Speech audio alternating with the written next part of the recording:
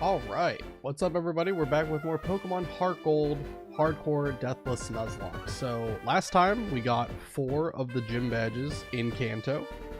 And I believe if everything goes right as expected, we should hopefully make this the last part of the HeartGold Deathless Nuzlocke series. I believe it's been 8 streams. This is the 8th stream that we're on right now. So, I wasn't able to stream last week. We would have probably already been done with this playthrough if I did stream last week, but I unfortunately got sick with the flu. I'm still kind of recovering from it, so I might be coughing a little bit, but I feel a lot better. So hopefully that won't get in the way of us actually beating the Nuzlocke. Thank God I was worried you'd been murdered. No, doctor. You're not that lucky. Also, how you doing, Froggy? Alright, let me pull up the stream. And then we can go ahead and get started. Again, this should be, if all goes right, fingers crossed, should be the last stream for HeartGold.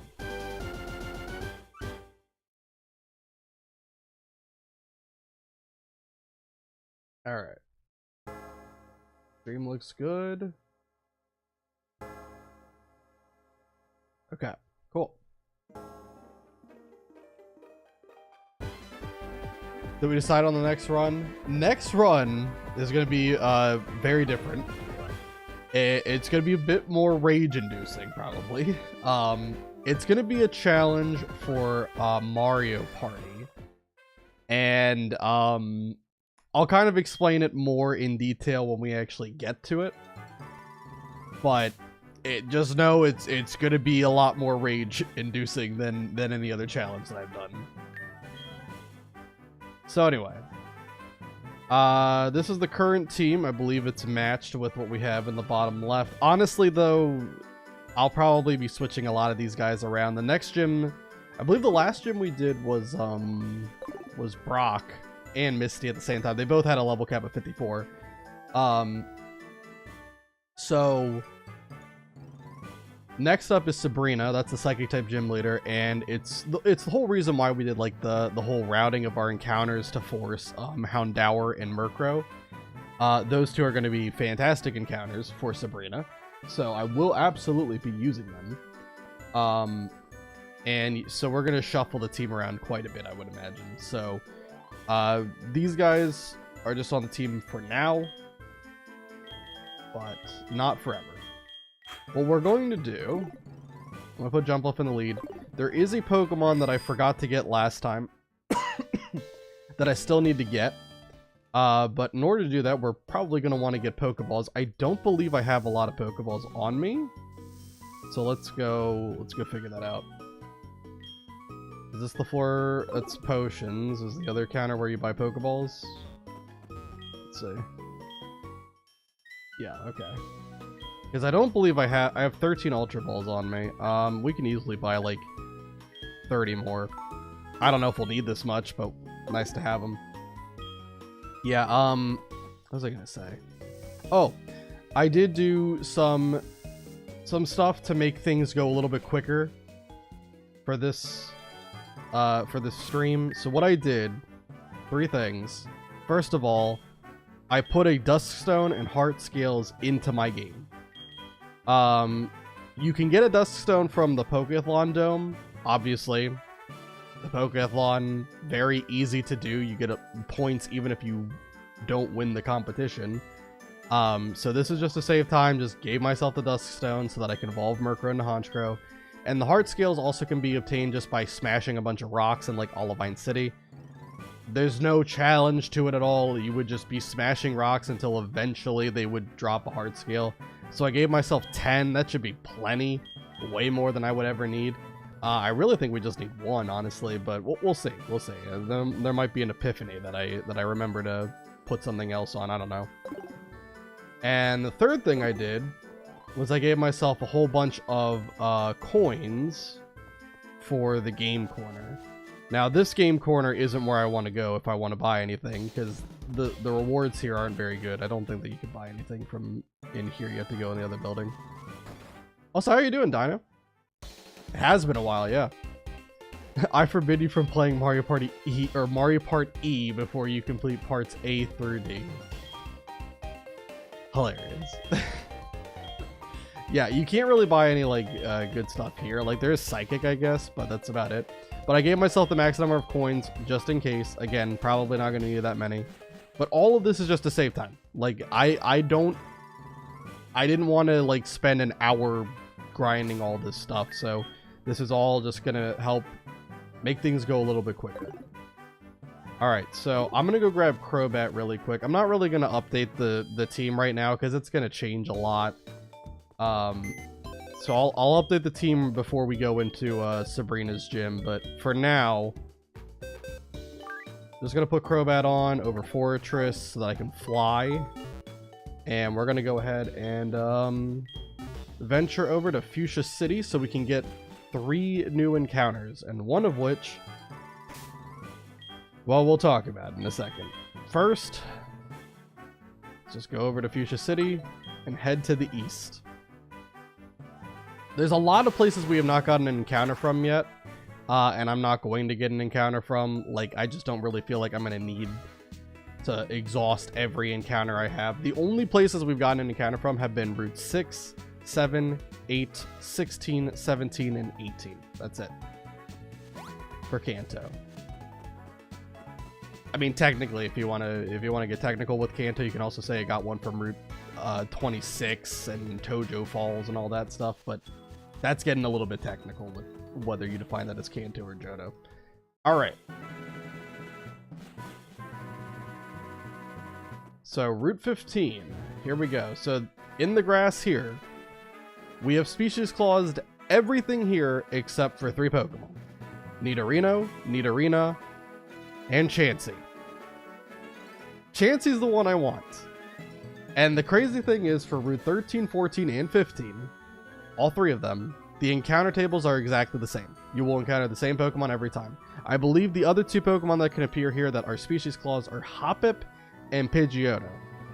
Technically, I don't have Pidgeotto, but I do have Pidgey, so that counts for species clause. And Hoppip, I quite literally am using a jump bluff right now. So obviously, that is species clause too.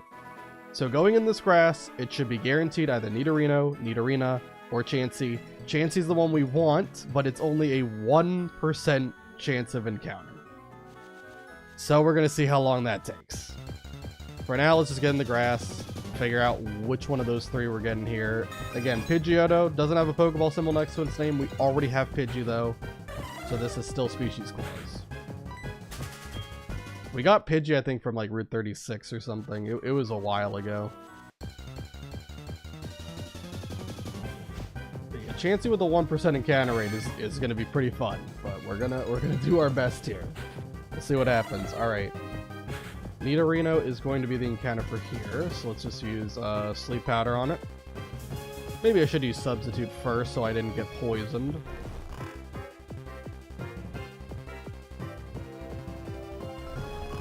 Alright. What's up, Sub now?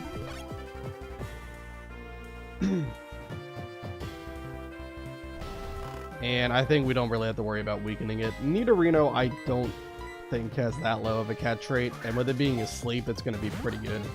So let's just throw an Ultra Ball at it. Let's see if we get it.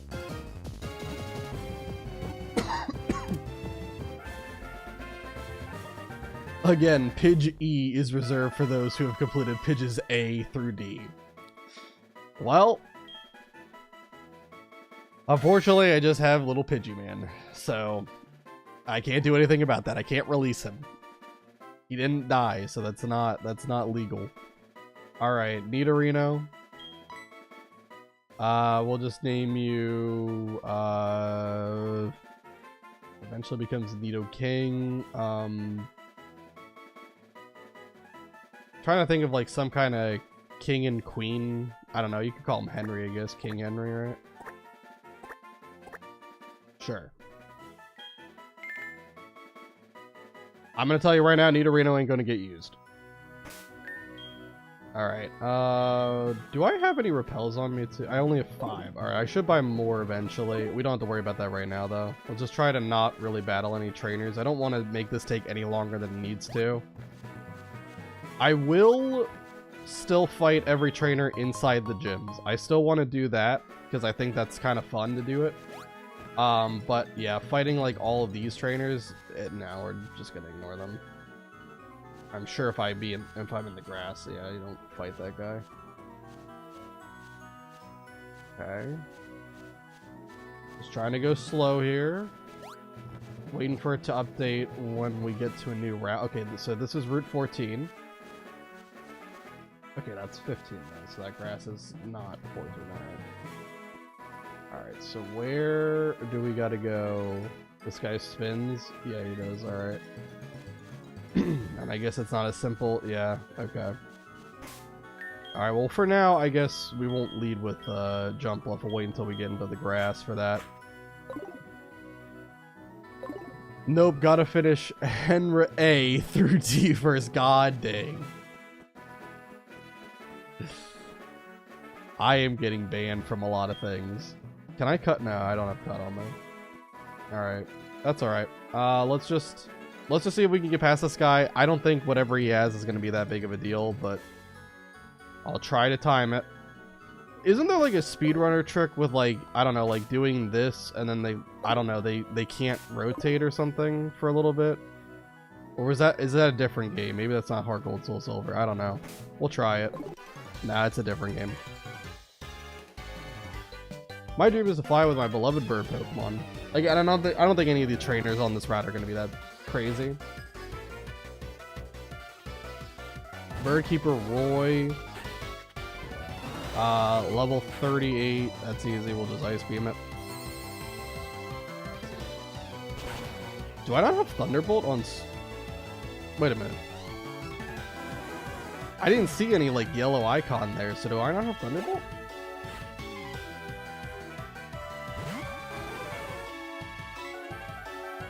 I don't know Thunderbolt. Why? Alright, I gotta figure that out.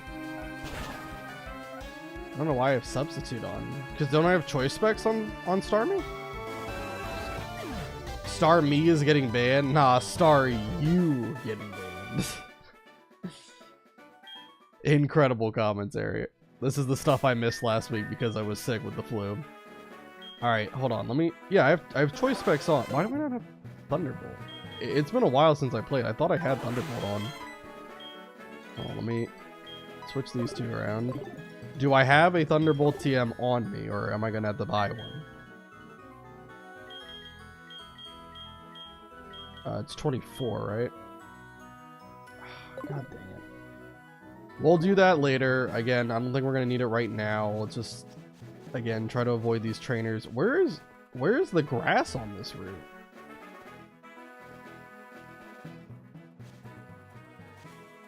I'm pretty sure he's going to see me, right? Yeah.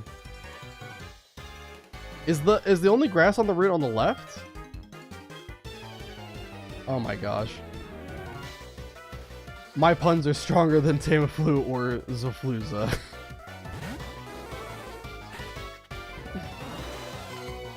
I don't know. The flu kind of kicked my butt. I don't know. That was pretty bad. That was terrible.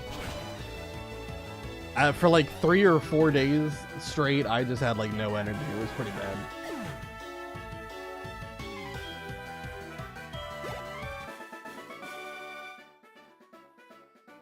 Okay. I'm not trading phone numbers. I think the only person I gave my phone number to is Tully, and he never even gave me a water stone. Is this the only grass on Route 14? And you need cut. Yeah, that's... Oh my god. Of course. Of course. Alright, there's always something. Alright, let's head back to Fuchsia really quick so I can grab someone with cut. I think the only Pokemon I have with cut is Rattata. So, I gotta just go grab him. That's crazy, man. Why would they require cut just to get a freaking encounter?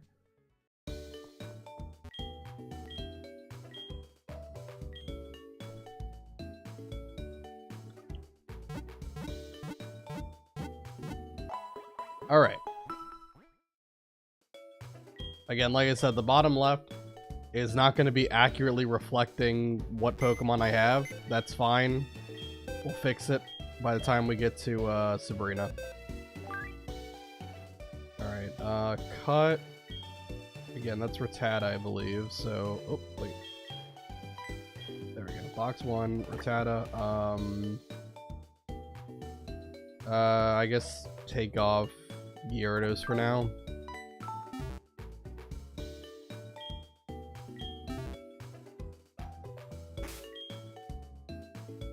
Yeah, we'll be fine. Okay.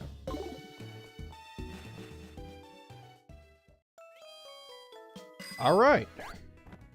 Once again, on the path to try to find ourselves a Chansey. It's either going to be from Route 14 or Route 13 here. I'm just going to use a Max Repel to get through this grass.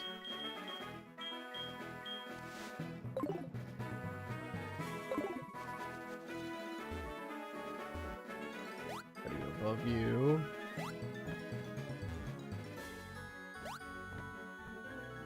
Go through the grass. Okay, and then I think that's pretty much all the trainers for there. I'm gonna have to fight everyone, aren't I? Oh my god. This sucks.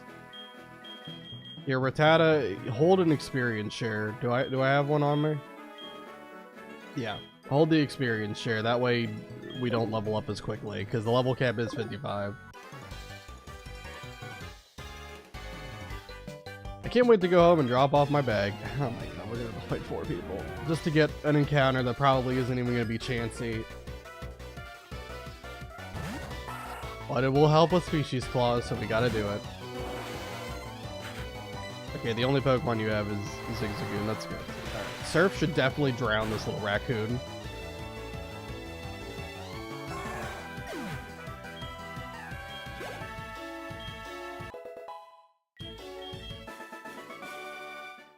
I was in too much of a hurry. Okay. I don't want to do a double battle, so let's just fight you one at a time. Alright, let's get this Pokemon battle started.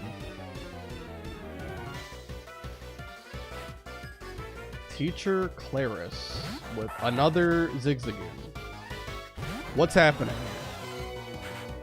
Is this the Zigzagoon squad? What's happening? Everyone has a Zigzagoon.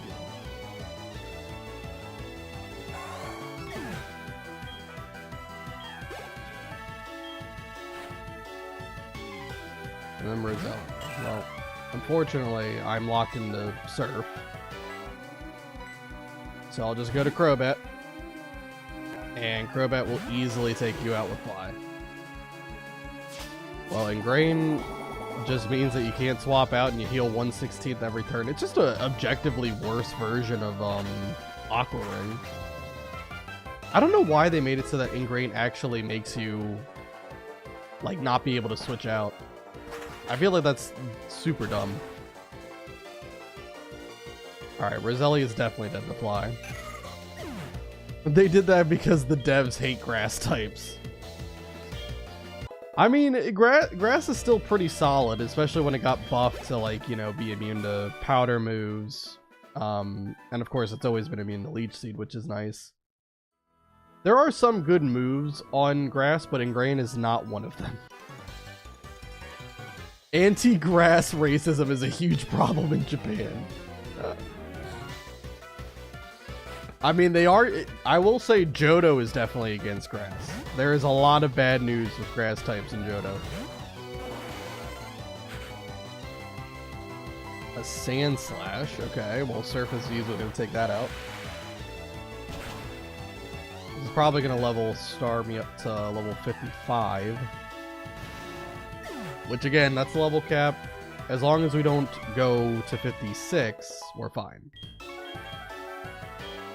I really don't care about what moves Rattata knows. I'm not going to learn Hyper Fang, I don't care. Golbat, again, would have been better if I was locked into Ice Beam, but Surf should still take it out.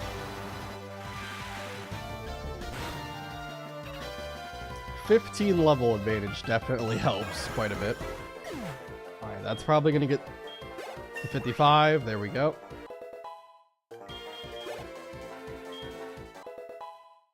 And we get Rattata level up. I see. And one more trainer. I don't want to talk to you, please. Stop. Do you have after-school study sessions? Brother, I'm too busy with Pokemon to go to school.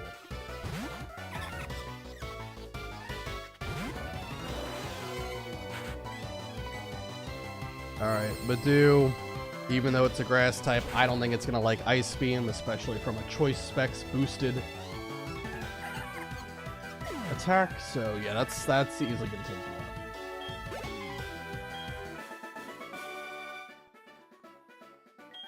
Alright, finally, and I do mean finally, we have made our way to this patch of grass so we can finally get our encounter here. Let's go ahead and put Jump Bluff in the lead slot.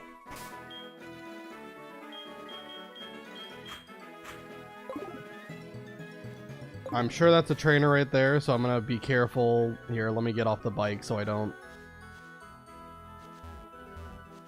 Trying to just stick to this patch of 3.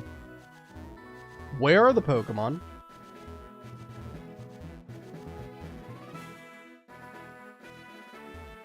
Hello? Oh, I have a Repel on. Okay, that makes sense. Alright.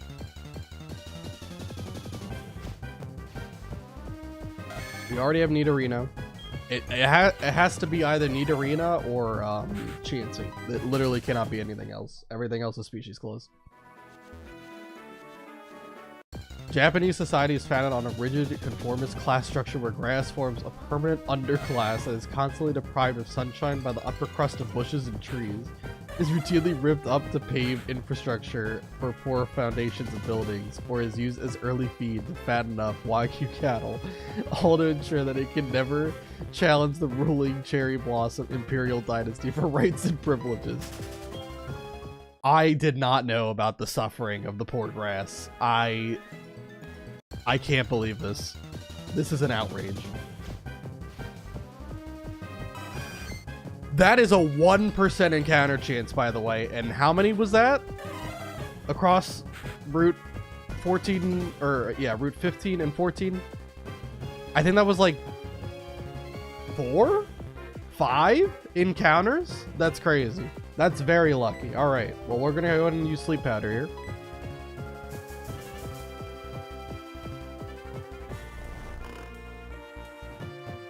I thought this would take a lot longer to find Chansey, but hey, I'll take it. Alright, Ultra Ball. See if we can get lucky. I think Chansey's catch rate is relatively low.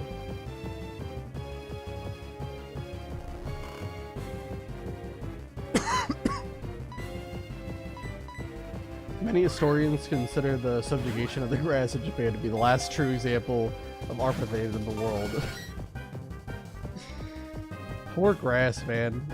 Grass is getting no love right now. In Johto, doesn't get any love. In Japan, getting shat on by the cherry blossom trees. It's crazy stuff. Alright, let's go ahead and use Sleep Powder. Eventually, we gotta catch this guy. I wonder how much health I would get if I use Leech Seed. Even though it's level 25, I still think it would be like over... Probably over, maybe 20 HP. Or at least close to 20 HP.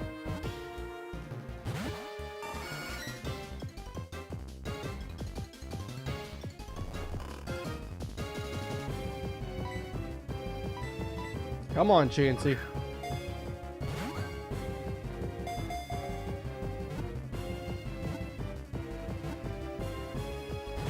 Ah, 3 shake. The only thing more rare than finding a Chansey is catching a Chansey on like the first ball.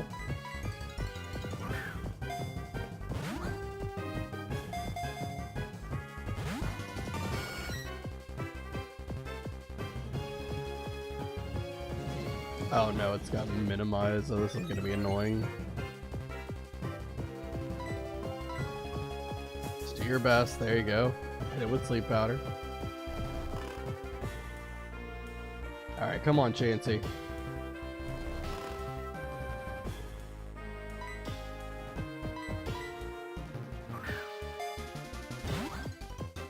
Come on, Chansey, we can do it.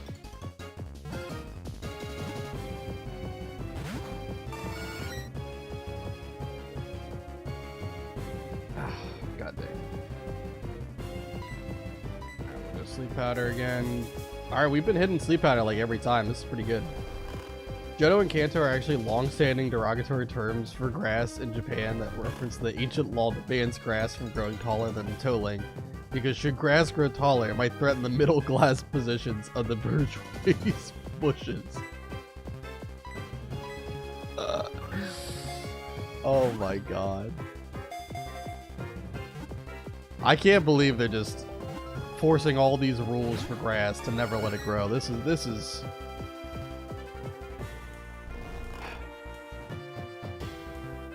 how terrible our society has become. This is mowing grass to the extreme.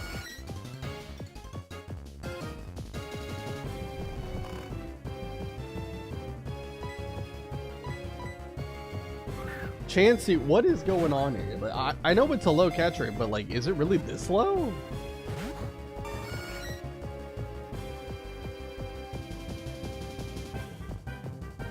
It's got Sing, that's obnoxious.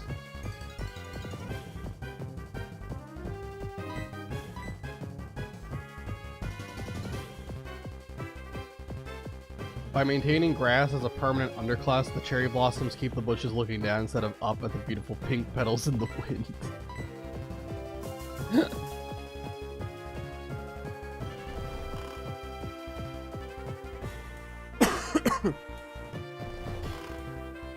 God dang it.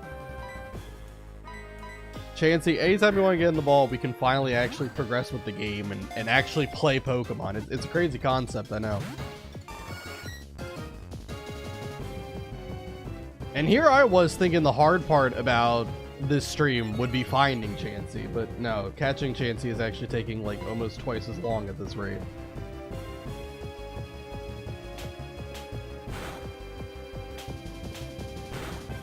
I gotta wait for this thing to slap me like probably 5 times. Here we go. Skilling Chansey. I'm gonna run out of sleep powder at this rate.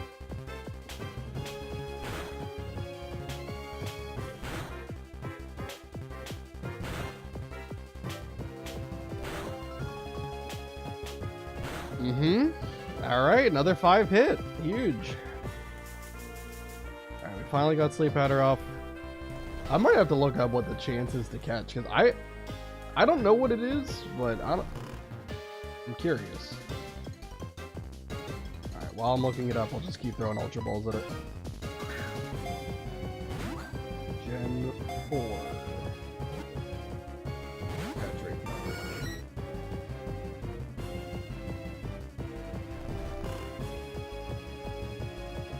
Alright, let me keep throwing balls.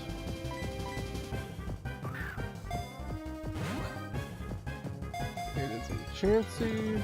I don't think it matters what level it is, but just in case, I'll specify level 25. Oh, we caught it. Well, if you were curious, that was a 8.09% chance of capture.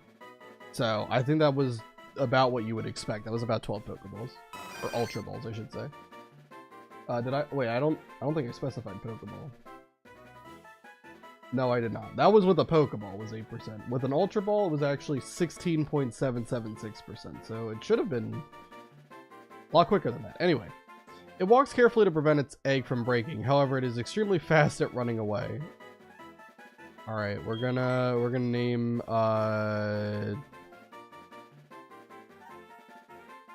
Incubate.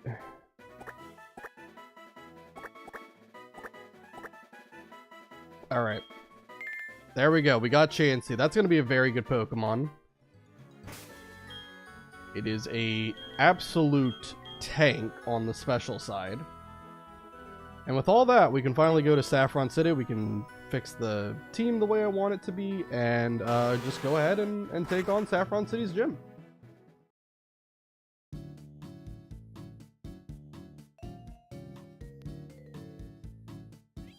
Many free grass opposition leaders have long requested that the U.S. intervene to free the grass from the oppressive cherry blossom regime.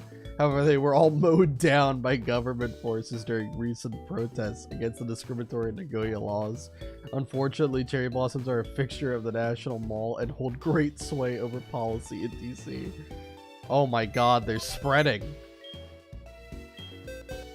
Oh my gosh. They've gone intercontinental. This is absurd. All right. I'm gonna have Chansey be on the team for sure. I didn't go all the way out here to get Chansey and then not use it. Let's have we can bring Espeon. That's not bad for being a psychic type, especially because it has Shadow Ball too. And then where are there we go. Murkrow and Houndour will also be on the team. I think it's fine to keep Crobat, because I believe the Alakazam has Energy Ball, so that is something that, like, Crobat's Pokemon we could easily swap to on Energy Ball and then bait Psychic to get in one of our Dark types for free if we had to. So I think that's a good option. But what we have to do now, I'm going to update the team in just a second, but first I'm going to level up everybody because we need them to be a lot higher level than what they are right now. So let's go ahead and rare candy them up to be on the same wavelength. So let's do Murkrow first. I believe Murkrow, when it learns Sucker Punch, that's the level I also want to evolve it because it will get Night Slash as well. Taunt, I don't care about. Don't need that. I think it gets Sucker Punch at 43, I want to say. Yeah, that's when I have to use the Dust Stone so that when it evolves into Honchkrow, it also gets Night Slash. I want to have both moves on the moveset.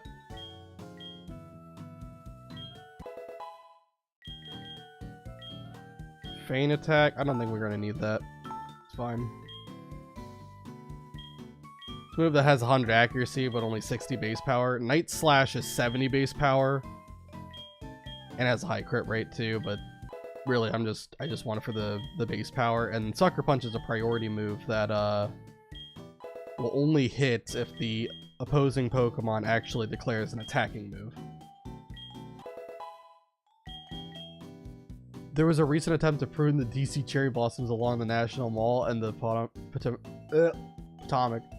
However, the Japanese government promptly replaced the damaged trees to ensure U.S. loyalty to the cherry blossom ruling class. There are rumors that the DC cherry blossom clique are conspiring to mow down pro-grass protesters on the National Mall before they can disrupt the upcoming DC Cherry Blossom Festival, which will signal the complete takeover of the U.S. government by foreign interests. Oh my god, this is breaking news. I can't believe the cherry blossoms are just gonna get away with this.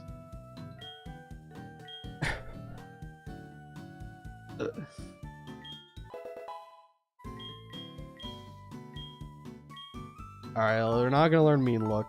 Really, for the most part, all the only moves I want are Night Slash, Sucker Punch, and then we'll probably teach it like Substitute or something.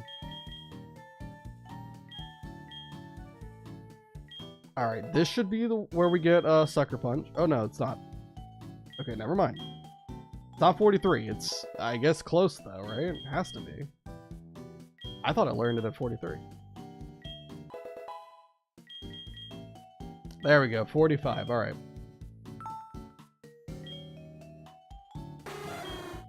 Alright, we'll get rid of Haze, I guess. And then, before we continue leveling it up, we're going to go ahead and use our Dusk Stone to evolve Murkrow into Honchkrow. I'm going to update the team while we do all this stuff. Slowly but surely. Honchkrow. Welcome to the team, buddy. One second, let me just edit this.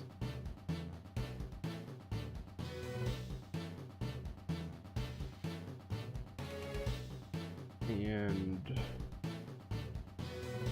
Put Espeon on. We'll do the rest in just a second.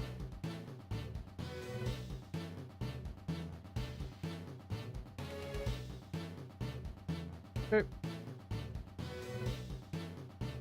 Alright, Honchkrow wants to learn Night Slash. We definitely want to teach that. So let's go ahead and get rid of Nightshade, I guess.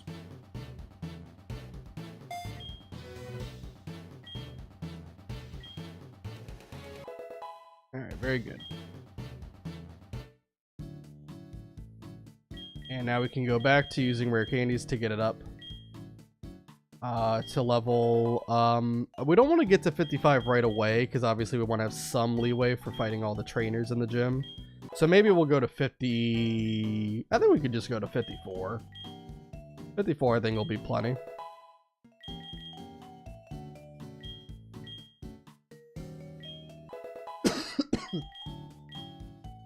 George Washington was the first American to attempt to overthrow our forward overlords by chopping down that cherry tree.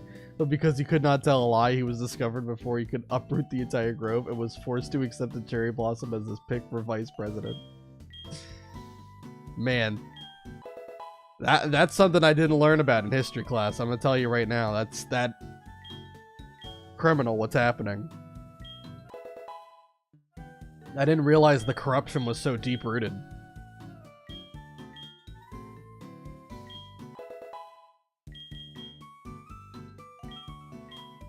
Alright, 2 more for Honchkrow, and then we're going to have to do this all over again for both the Houndour and for GNC.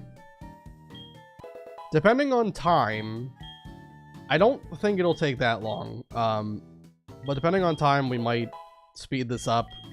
I don't want to use fast forward, because last time I did that, bad things happened, but I have ways that we could speed up the process of leveling up Pokemon, if we need to do that.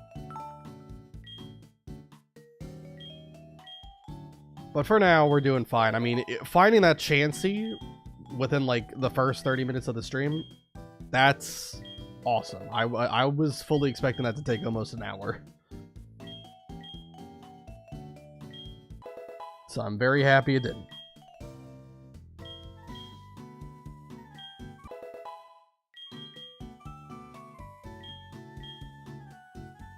Alright, we should get Houndoom at level 24. Really aren't any, like, crazy great moves it's gonna learn, but that's fine. We can teach it some new moves. I think for the most part, Honchkrow is gonna kind of be, like, the big player for this gym, but obviously Houndoom is a fantastic backup plan to have in case. Alright, while we're evolving you, we're gonna start updating the team again.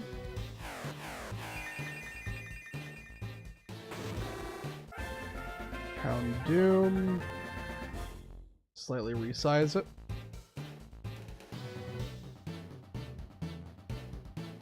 Do one more.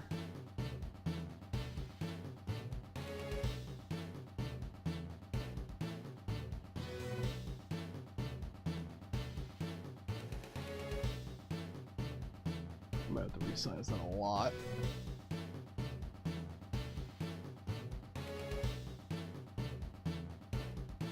There we go.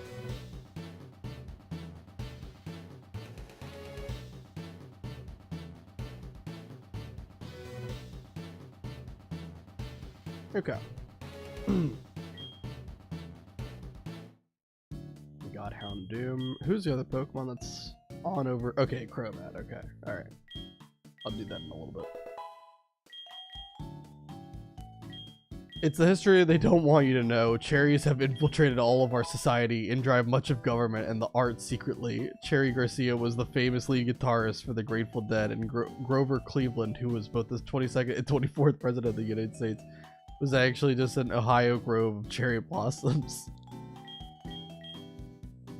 Oh my gosh. I can't believe this. This is world changing.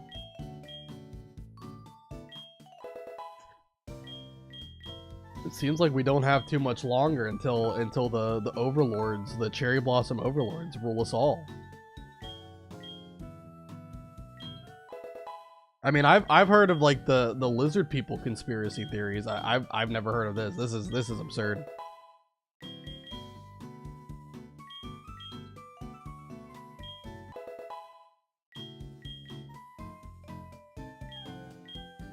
Some also say Cherry's real name was Cherry, but that's clearly ridiculous. That's where we draw the line in fiction.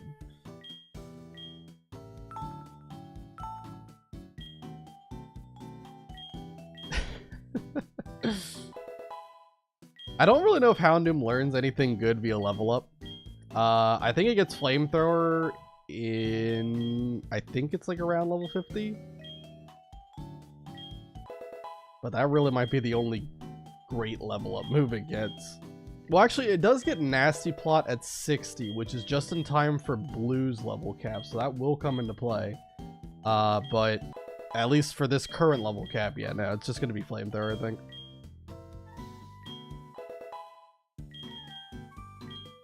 Feint Attack, no. I think we learn Crunch, which is still not great. I mean, Houndoom you'd rather use as a special attacker than a physical attacker. But we'll have it, just in case we need it. I think I also got a plus speed nature on this Houndoom, which is really nice.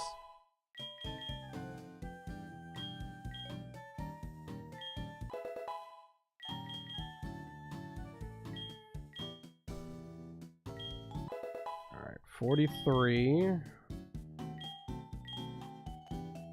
Still not learning any quality move yet. Embargo is definitely not a quality move.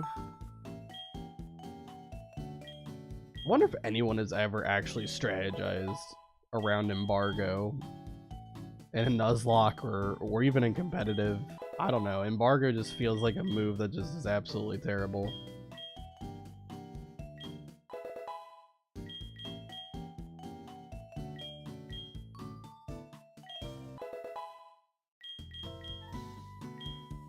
Wait, what are we learning? Oh, we're learning Flamethrower. Alright, 48 is when you get Flamethrower. Alright, perfect. God, that moveset is so bad, though. We can teach a Dark Pulse via TM, I believe, so that's at least something. But I might have to fly around and grab some, I might have to grab some TMs to teach both Honchkrow and Houndoom before we do the gym.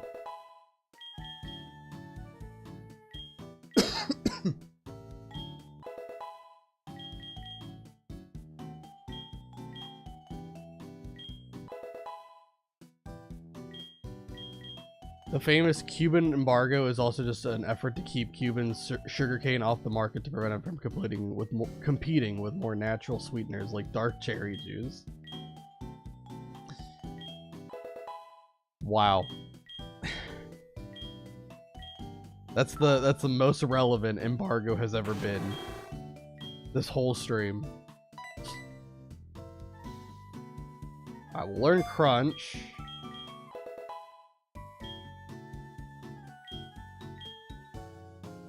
Alright, I'm gonna go ahead and let's just level up Espeon really quick since it's already close to 54. I don't know when Espeon learns Morning Sun. I know it learns it at some point, but I think it might not be until after like Blue's level cap, which is really unfortunate.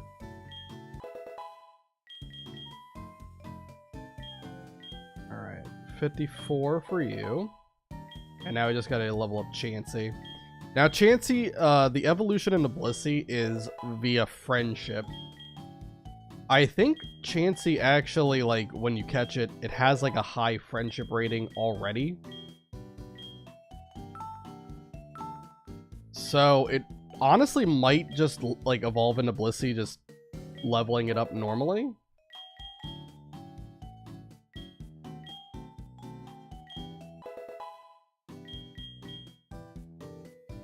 But we'll see. Either way, like, if we just have to use Chansey for a little while, that's perfectly fine to me.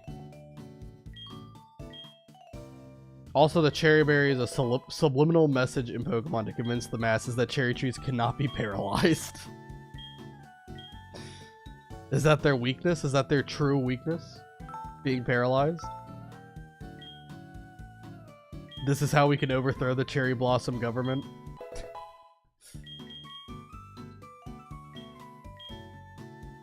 God, getting like 7 HP on a level up is crazy.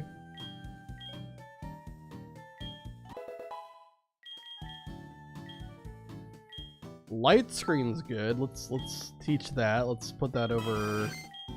Put that over. Saying soft boil is really good to have. We're definitely gonna want to have substitute. For the attacking move, we could probably use like Thunderbolt or something. Oh, I didn't even see if this thing has Serene Grace or not. I'll do that in a second.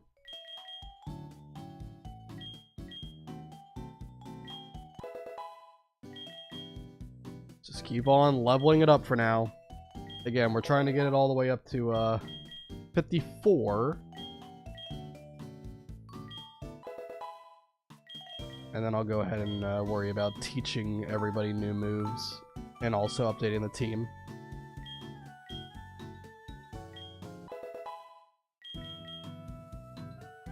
I think I've just been leveling up Pokemon for the last like 15 minutes, by the way. At least it feels like that.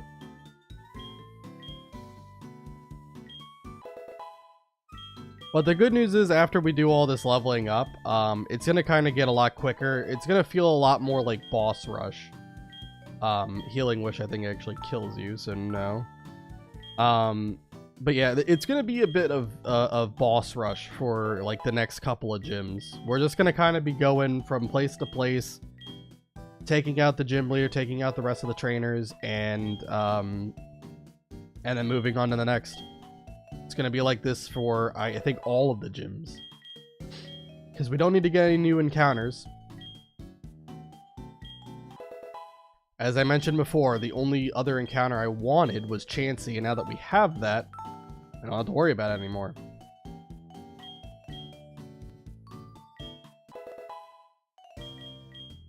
Serene Grace is also a reference to the grace of the cherry blossoms, allowing them to impart extra effects pointing to their unique strength amongst all other plants.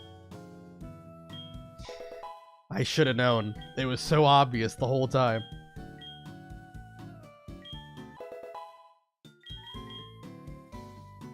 Alright, Chansey is almost at level 54.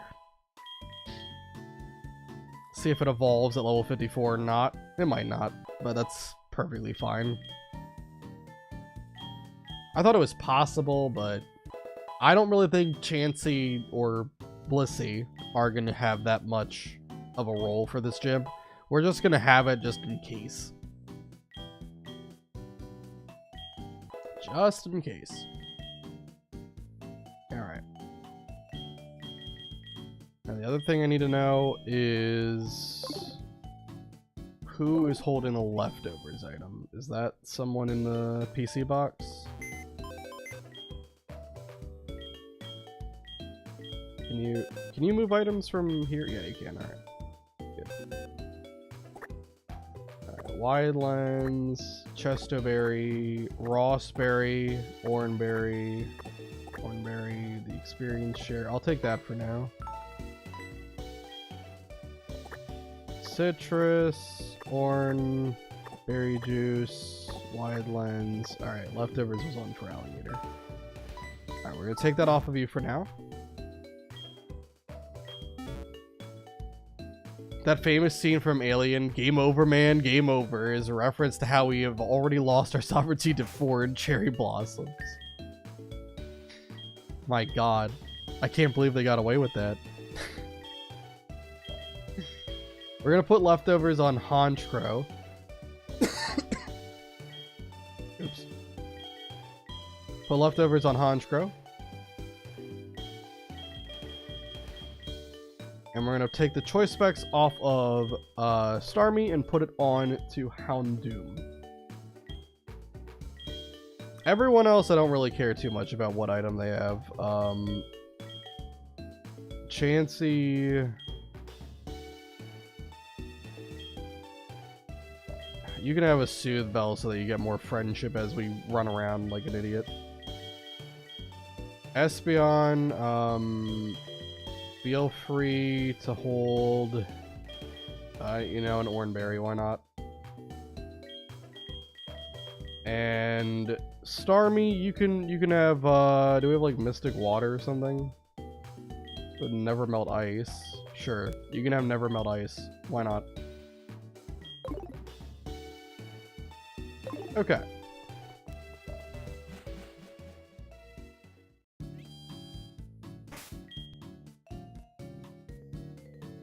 So now, let's go ahead and fly over back to Goldenrod City so I can buy some substitute TMs.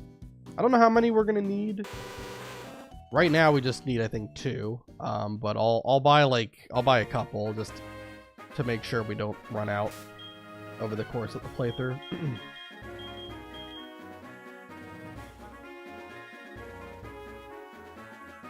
Goldenrod.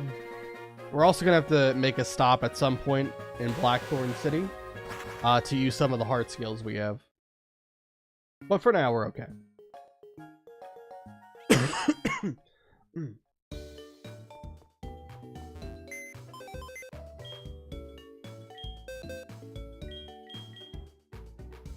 Wait, what am I doing? I don't need to move anybody around.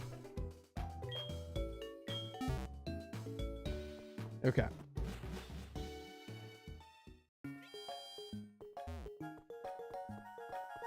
Let's head over to the game corner, talk to the guy all the way over here. And let's buy, yeah, let's buy like 5 substitute TMs, I guess. That should be plenty. Alright, and then, oops. Let's also get Thunderbolt. We're gonna buy 2 of these. One for Starmie and one for Chansey.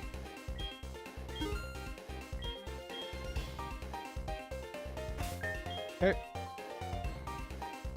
So TM. Alright, let's do the Thunderbolts first. Teach us over Substitute.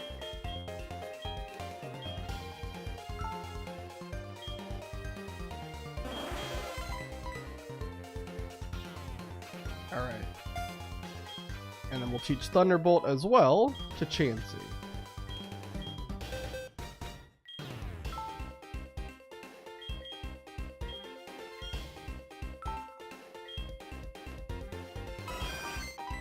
Okay, it has Natural Cure. It does not have Serene Grace. Natural Cure isn't bad. It's just Serene Grace would definitely be more interesting, with Thunderbolt having a really high chance to paralyze. Alright, as for Substitute, let's teach that to everybody. We're going to teach that to Honchkrow. Over Assurance.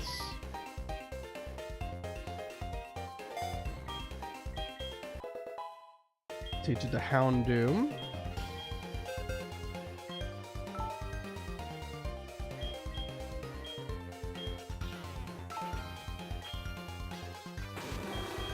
Over War. And we'll teach it to Chansey.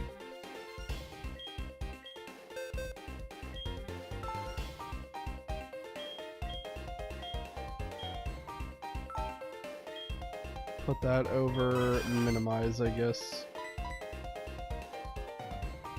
Alright, now let me just reorder the moves, and we can go ahead and fight Sabrina. And the rest of her lackeys.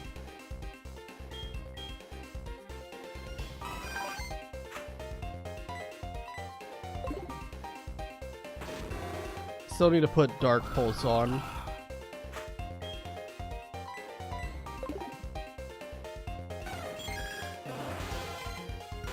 Looks good. Alright. Do I have Dark Pulse on me? I do. Perfect. I could also teach it to Honchkrow, but I really just want it to be on Houndoom. So we'll get rid of Howl.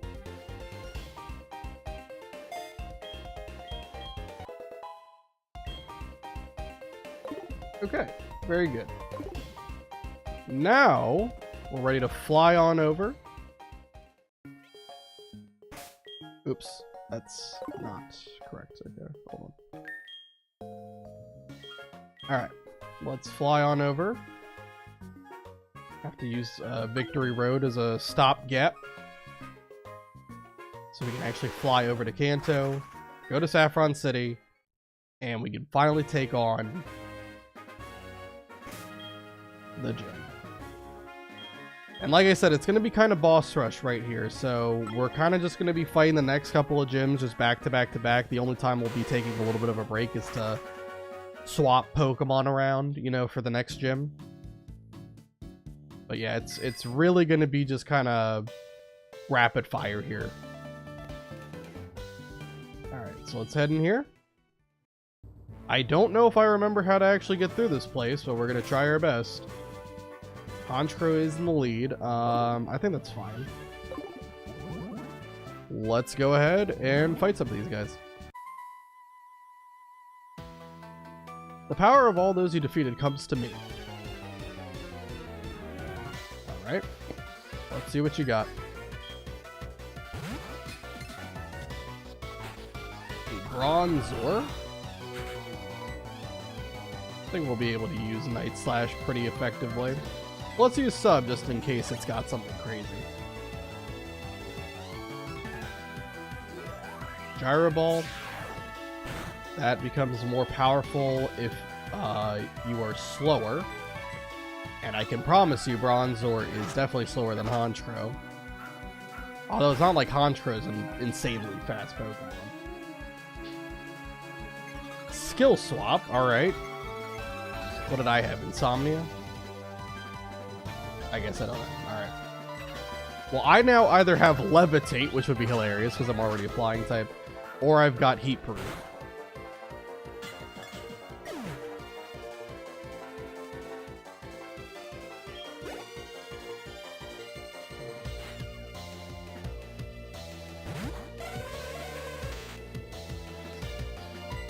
I don't think that's the only thing that you need to be forewarned about Hypno. I think I've got multiple moves that can hit you for super effective, so let's go ahead and use Night Slash. Goodbye, Hypno. Alright, easy training. Strong. Far too strong.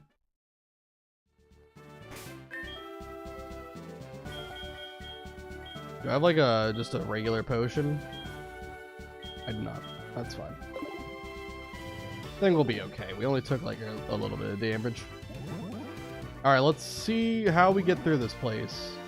Fight you two. The fighting dojo next door was once the city's gym. And then the psychic type Pokemon came and completely destroyed them. Hostile takeover. Psychic Jared. Mr. Mime should be pretty easy. We should just be able to use Night Slash here. Reflects. I think we still would kill even with that Reflect up. Mr. Mime doesn't have nearly as good a physical defense as it does special. Yeah.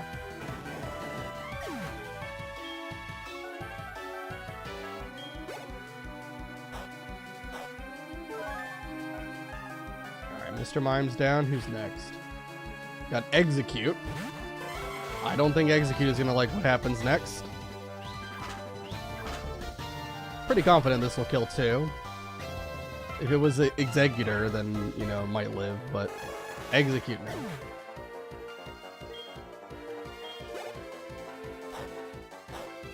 Get that 3 HP back with leftovers. Love it. Alright, another Execute. Yeah, I think this is just going to be a repeat of the last turn.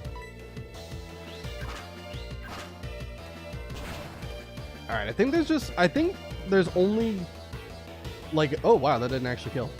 I think there's just a trainer in, like, every corner of the building. And like I said, I do want to try to fight all of the trainers in the gym. I just feel like that's a better way of doing things. So we're going to do that, and then we'll take on Sabrina. I'll also see if I can figure out how to navigate this place. Let's keep going. Alright, that took him into the bottom right corner. Or not, no, this is the middle. Middle right.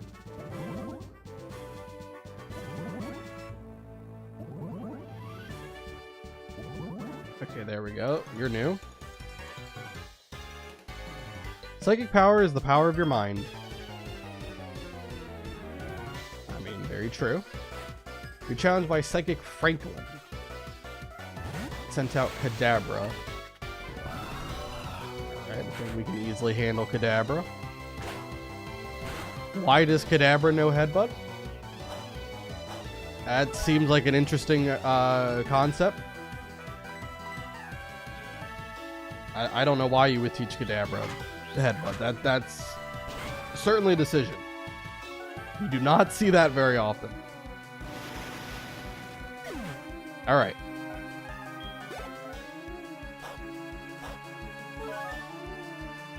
Get all of our HP back, and next Pokemon is Girafarig. Girafarig only has a weakness to Dark and Bug, and unfortunately for it, Honchkrow is in fact a Dark type.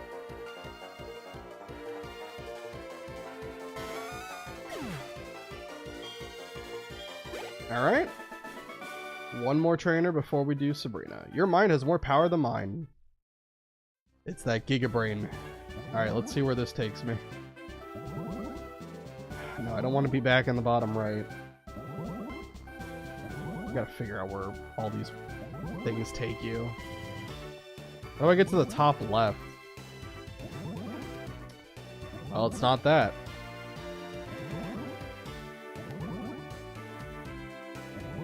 Okay, here we go. I'm in the top left now. Let's fight you. I see it clearly. I can see into your spirit. Okay. Medium Darcy. Sent out Slowpoke. Alright. And use the Night Slash. I'm going to assume the next Pokemon's Slowbro. Or Slowking. It could be Slowking too.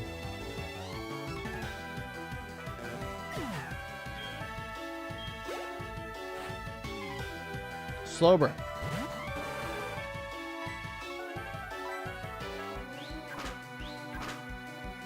Night Slash is going to do some good damage, but definitely not going to take it out unless it crits. Skill Swap. I don't know why every Pokemon here has this move, but it's kind of funny.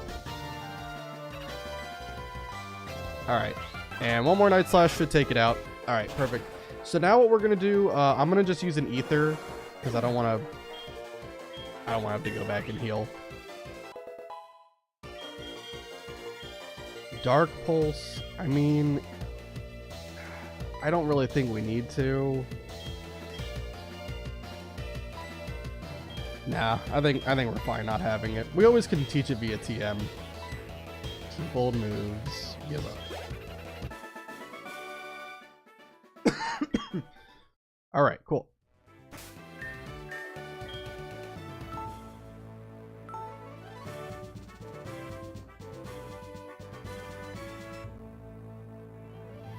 Save the game. Let's use an Ether. I think in this room is where you are able to get the Sabrina. Alright, Night Slash. I think it's one of these buttons. In fact, it's the bottom left button. Perfect. Alright, cool. So now we can go ahead and level everybody else up to 55, and also I can update the team, because I completely forgot to add that Crobat is on the team right now. It's alright. I don't really expect Crobat to be used, I'm gonna be honest. But I still want Crobat to get the recognition it absolutely deserves. Alright. Oh, and that's enough to get Chansey to evolve into Blissey too, so I can actually update that as well. Alright, so Blissey. Welcome to the team.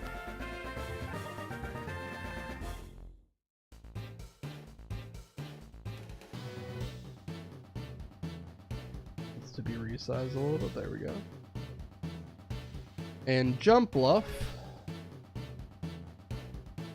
You were swapped out for Crobat.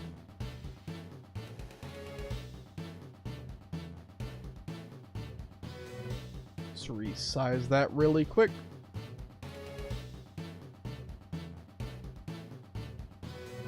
Cool. Alright, all that is good.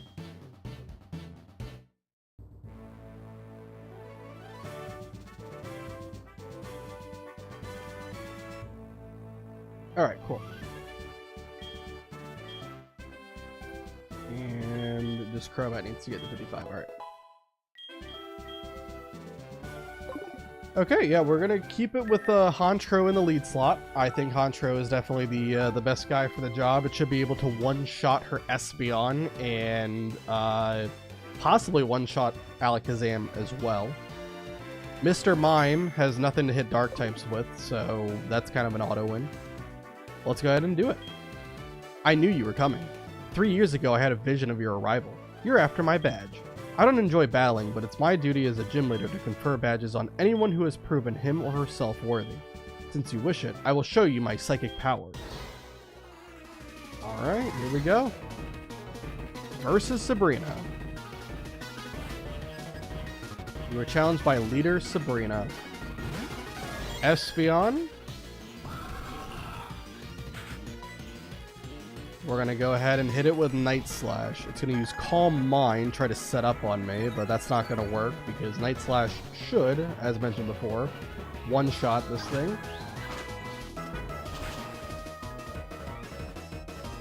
So goodbye, Espeon.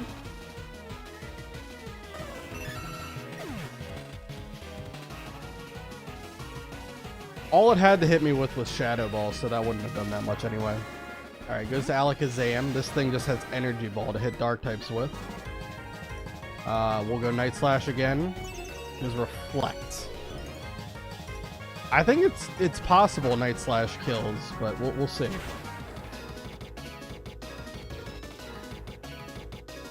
No. If it would have crit, it definitely would have killed. But at this point, I can just kind of spam Sucker Punch. There we go. It went for Energy Ball on that turn.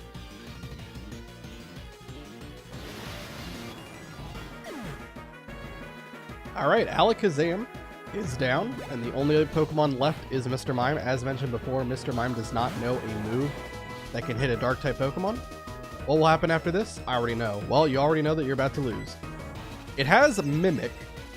Mimic obviously will copy the last move used by the target, but all it would be getting is Night Slash, and Night Slash even killed it, so it couldn't even do that. So yeah, Mr. Mime, no problem. Sabrina in general is completely destroyed. I get it. Your power, it far exceeds what I foresaw. Maybe it is impossible to fully predict what the future holds. Okay, you win. You earned yourself the Marsh Badge. Ethan received the Marsh Badge. Awesome. So that's 5 badges of Kanto. I failed to accurately predict your power. That means that your power is beyond my psychic ability. You deserve this. Please take this TM too. Chain TM48. It contains Skill Swap. It swaps abilities between the user and the target. It will become a celebrated and beloved champion. Man, I wish it was Calm Mind, but unfortunately it's not. So, the level cap has now been raised by 1 to 56. That is the level cap for Erica. And like I said, it's going to kind of be boss rush, so we just beat Sabrina. We're going straight into Celadon City so we can deal with Erica. And I don't really think I'm going to make any team substitutions. Really, I think most of the Pokemon here are going to be fine for this next gym. So, yeah, we'll just fly over. Celadon is just to the west of Saffron City. And Celadon City's gym is a grass-type gym, so obviously there is a lot of value in having a Pokemon like Houndoom kind of just decimate through the entirety of this gym.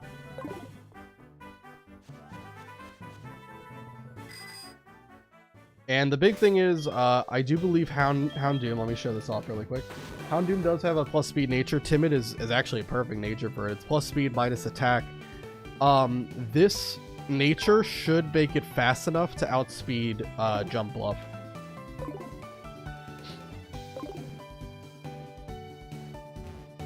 On oh, I have to have Cut. All right, well then I need a Pokemon to use Cut.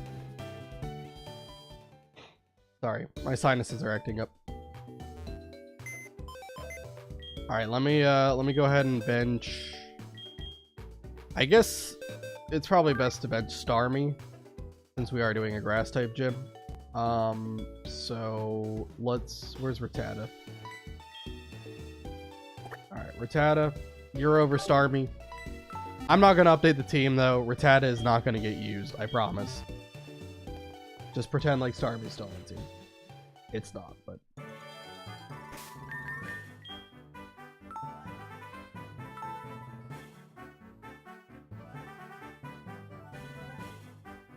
All right.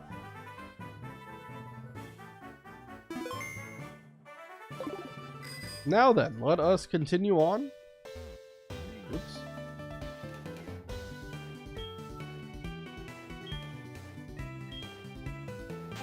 Rattata, go ahead and cut this tree. Really wish they didn't keep in the mechanic of needing certain HMs to access the gym, but it is what it is. Alright, well, and also I guess you're gonna need it for this puzzle too, it looks like. So, like I said, I like trying to fight all the trainers in the gym, so we are gonna do just that. Alright, we've got a double battle right here. Yeah, let's just have Houndoom and Honchkrow be leads. Let's fight you guys. We protect Erica. We're going to protect Erica.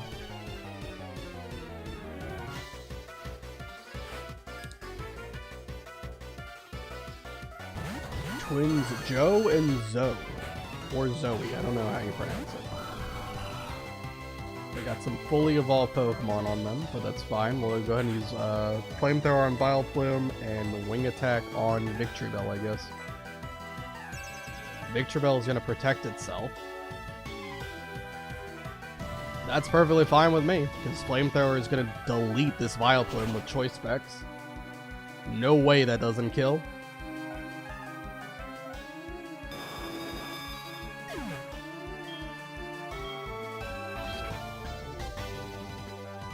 And then another Flamethrower should easily take out Victreebel. Unless it spams Protect 15 times in a row and PP stalls it.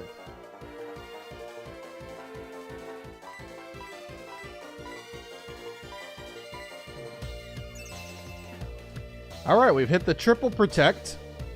Can we go for 4?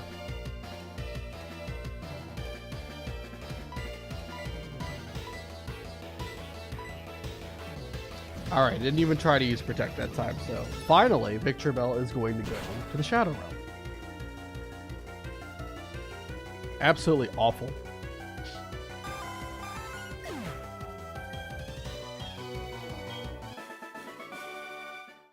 We lost. We couldn't win. Alright. Can't even go this way. This gym is really annoying to navigate. I don't like how it's structured at all. There's no way I could let some unknown trainer go straight to Erica. Alright. You were challenged by Last Michelle and her Skiploom. I love Skiploom, but unfortunately I gotta take it out. Can't let it live. Flamethrower, destroy him.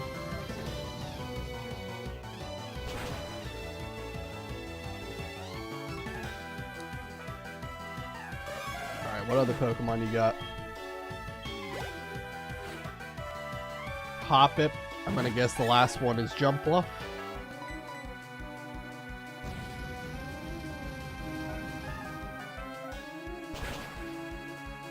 Unsurprisingly, Hoppip is gonna go down to Flamethrower.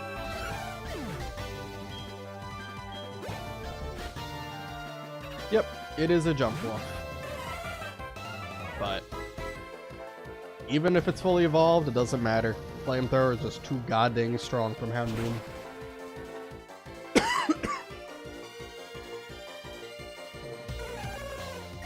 Cool. Alright, Jumpluff is down. It's another trainer defeated. Oh, bleh. Alright, let's head on up. Is just these two trainers left? Might be. Alright. Do you think a girls only gym is rare? I don't know. I can't think of any other gyms that are girl only. off the top of my head.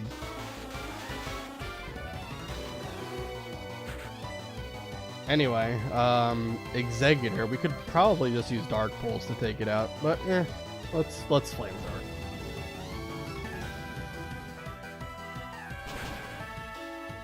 I can always use Ethers. I have a lot of Ethers on me, so we'll just restore PP after this. That way we don't have to go all the way back to the Pokemon Center. Alright, one more trainer, I think? Hopefully. Also, how you doing, Brett? I'm doing fine. We're hopefully gonna get through the rest of Pokemon today, and then we'll be able to move on to next challenge run. So far, so good. Just have a couple of more gyms to go through, and then we're completely done with it. Alright, Flamethrower Paris. If this thing has dry skin, it's gonna do significantly more damage. And then we got Parasect. I think it's just gonna be a repeat of last turn. Gonna use Flamethrower.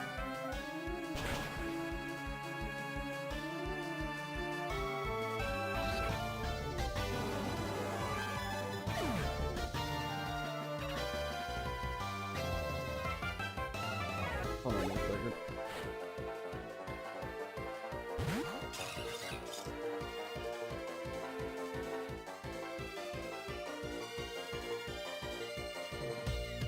You doing good?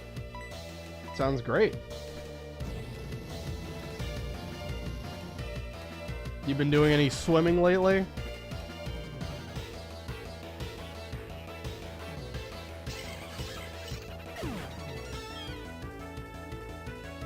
I haven't seen you stream last week. Yeah, I was sick with the flu last week, so unfortunately I was not fit to actually stream and get in front of a camera.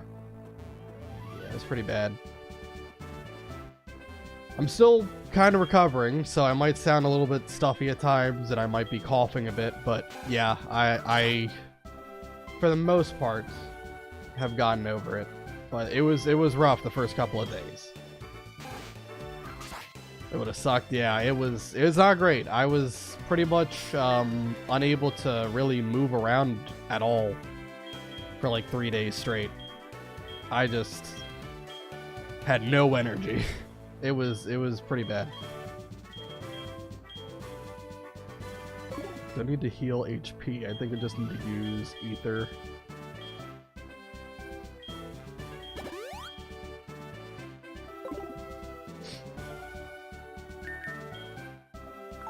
So yeah, I'm still a little bit recovering from it.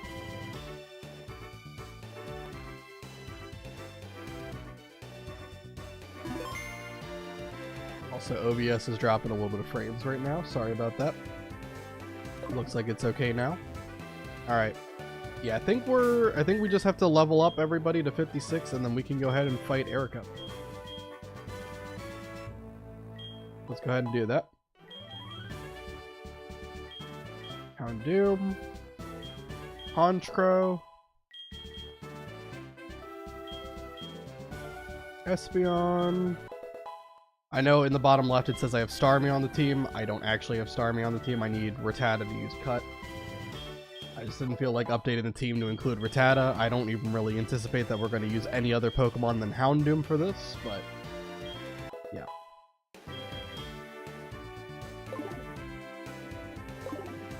Alright.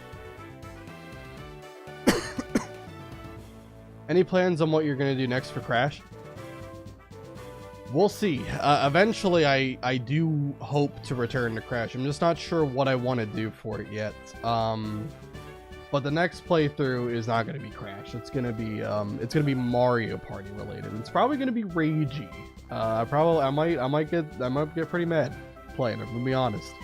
But I wanted to do it because I did a similar challenge not too long ago with a couple of friends, and we just kind of like spent a couple of weekends working at it and having a lot of fun doing it.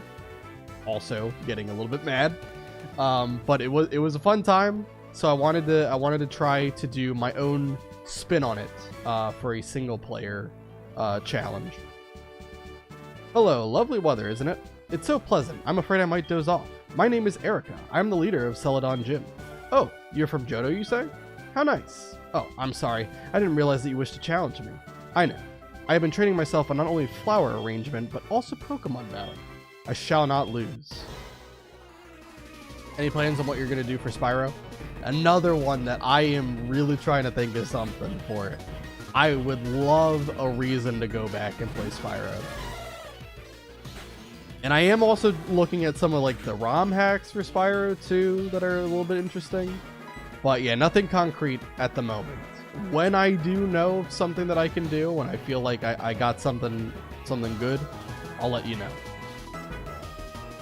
Alright, for this entire gym, because we have a plus speed nature on Houndoom, I can just click Flamethrower probably 3 times back to back. Or does she have 4 Pokemon? I think she has 4. So I can click it 4 times back to back, and I think we should be able to win this gym very easily. Choice Specs Houndoom with this plus speed nature is honestly illegal. Tangela is not going to live Flamethrower. It's very physically bulky, but special bulk, not so much. Flamethrower is definitely going to take that out. And then we got 2 more Pokemon. I believe it's Victreebel and Blossom.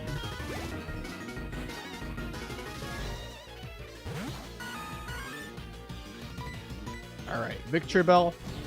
Another moderately bulky Pokemon, but not bulky enough to live Choice Specs Flamethrower. And the last Pokemon, Blossom. This is actually probably her bulkiest Pokemon. Blossom has some really good special defense. But don't go easy on me. Give me everything you've got. Trust me, Erica, I am not holding back anything. Flamethrower from Houndoom. And that is going to take it out and beat the gym without taking any damage. Very easy fight. Don't we just love the worlds of Crash and Spyro? It's like being in paradise in those realms. Trust me, I love playing them. I love finding any reason to go back to them. I had a lot of fun with the Crash One Life Challenge.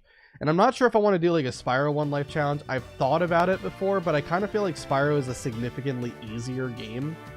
So I kind of feel like it really wouldn't feel like a challenge, honestly. That's why I'm trying to think of something else for Spyro. Something that's more fitting of the game. Oh, I concede defeat. You are remarkably strong. I shall give you the rainbow badge.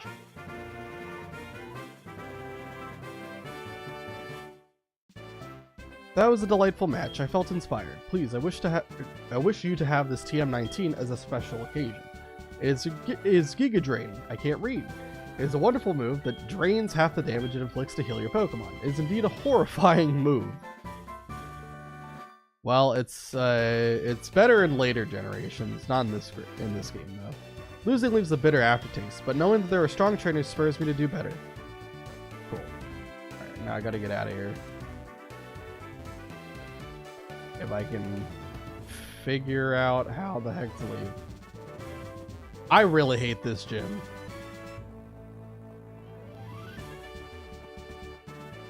I just do not like how it's designed. I don't like how you have to navigate through these little archways. Especially because the angle they give you kind of makes it hard to tell like where you actually have to enter from. Just not a fun experience. Alright, well while I have Rattata on the team, let's head over to Pewter City and I can cut down some trees to skip through Viridian Forest, just go straight to Viridian City. Spyro 3 might be a possibility for a One Life Challenge that has more stuff. There are like a lot of different gameplay styles and stuff for Spyro 3, so maybe.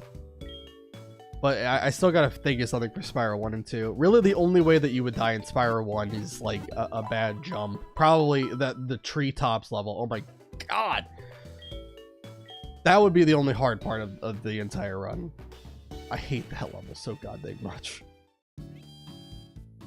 But yeah, Spyro 2, I don't think like dying in some mini games counts as actually losing a life. I think like the whole trouble with the trolley mini game, I don't think you actually lose a life when you fail. So I'm not sure. Yeah, I'll think of something though. I might even just have to like just play them on my own time at some point. Just to get a feel for the game of what I think a challenge would look like for it.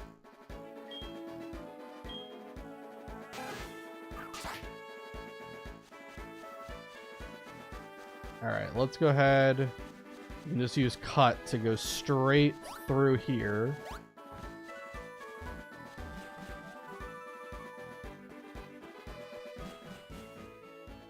Would it count in Bentley's boxing level or any of the Agent 9 sub-levels? If it results in losing a life, yes.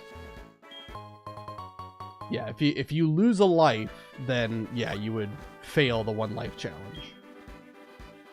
But like if it's like a bonus level in Crash where if you die you don't lose a life, then that would not count. Hello, Pidgey. We're not really here for any other reason other than just to go on through to the next city. But yeah, I'll have to go back through Spyro one day and just kind of see generally how hard that kind of a challenge would be, how interesting it would be. All right, here we are on Route 1. Be careful to avoid any trainers we come across. God, this music's fantastic, by the way.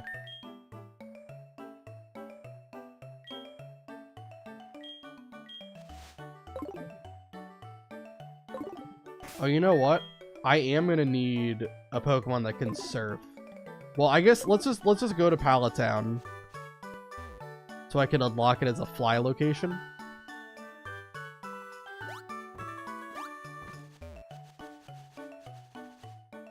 There we go. All right, so I can fly here now, right?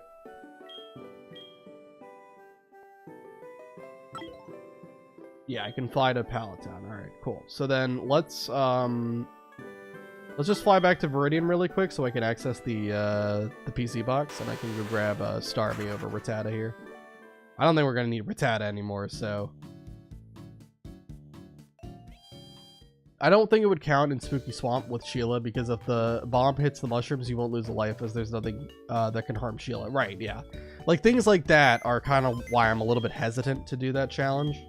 Because I don't even know what causes you to lose a life in the game. So I'll just have to go back through and just kind of experiment with it. See if there's something there or not. And maybe we can tweak the rules. Maybe we can make it so that, you know, just any kind of fail, even if it doesn't result in the loss of a life, is failing the challenge. Just to make it more interesting. All right, let's go to Pallet Town.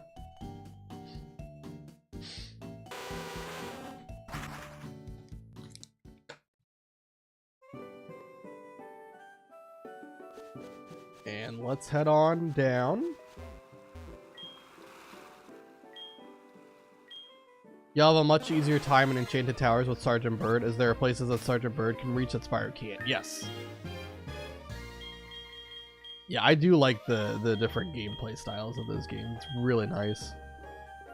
Oh, I still have a repel. Okay. Hopefully, all these repels are not... Do you spin? Don't look like you spin. Okay. Just gonna go slow here. Don't want to run into any trainers if I can avoid it. Let me also change the leads. Just in case I do run into anybody. This guy is spinning. I don't know how he's swimming like that. That's actually insane. Like a vortex. Alright. I definitely think we have enough repels to get through here, but we're gonna need to buy more later for when we inevitably do we can't talk to Blue yet. He'll shoo us away because we don't have all the badges. But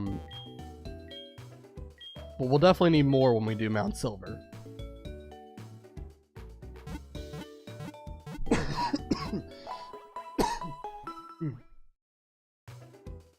You have to defeat Buzz, then go back to Sunrise Spring to be able to do the Sparks levels every time. Or every time you beat a boss, then you can enter Sparks levels. Yeah, Sparks levels are really fun too. I enjoyed them.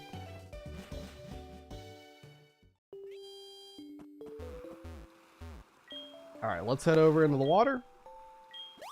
And we just have to go east. I don't know if we have to fight anybody along the way. Maybe we do, but either way, we'll see how far we can get without fighting anyone.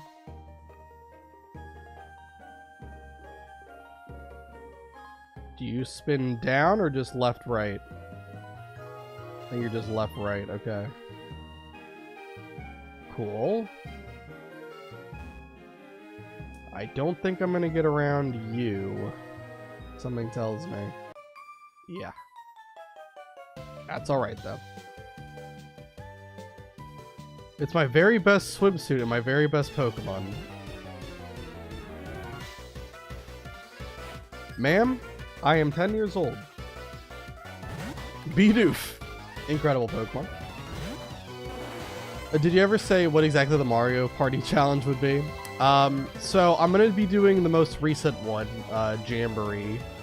And it's basically going to be, I'm going to play against 3 Master Mode AI, which is the highest difficulty they could be.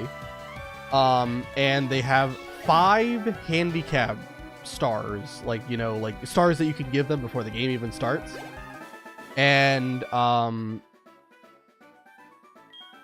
then I have to win the board, so I have to beat all 3 Master AI with that handicap in 10 turns. I have done it with some friends before. It was a little bit different in how we did it, but we had a really fun time playing it, so I wanted to adapt that challenge in a way that I could do it by myself. And I'm hoping I'm not too in over my head. We'll see, though. Maybe it's going to be too much. Speedways won't count, as you won't lose a life in Speedway levels. Yes, right. What about Jamber A through D? You know, those games unfortunately never released from Nintendo, so we had no choice but to just go straight to E.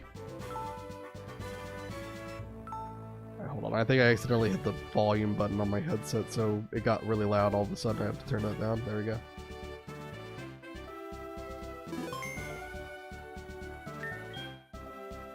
Alright, oh, I forgot. Update the level cap. Level cap is now actually 59. It has shot up quite a bit. We're going to go ahead and take the choice specs off of Houndoom and put that on Starmie instead.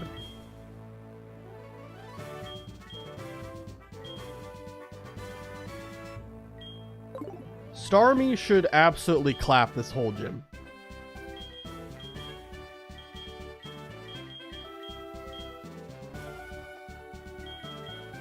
So let's just level everybody up to 59 except Starmie. We'll have Starmie be 58. Actually, yeah, no, we'll make it 58. Yeah, that's fine.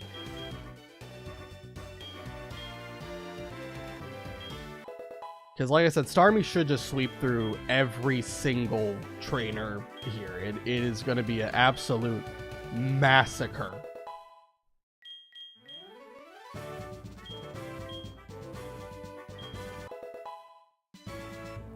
Personally, I prefer Jamber B.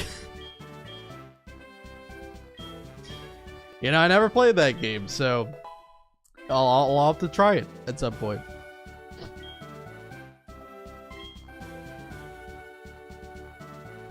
But yeah, I'll explain in more detail, because I don't think, unless I'm playing the game, I can't really explain all of the intricacies, and there's also some extra stuff as well that I'll have to kind of explain. But that's the general framework for the challenge, is basically try to beat the AI and giving them a massive head start that you'll have to overcome in the lowest amount of turns possible.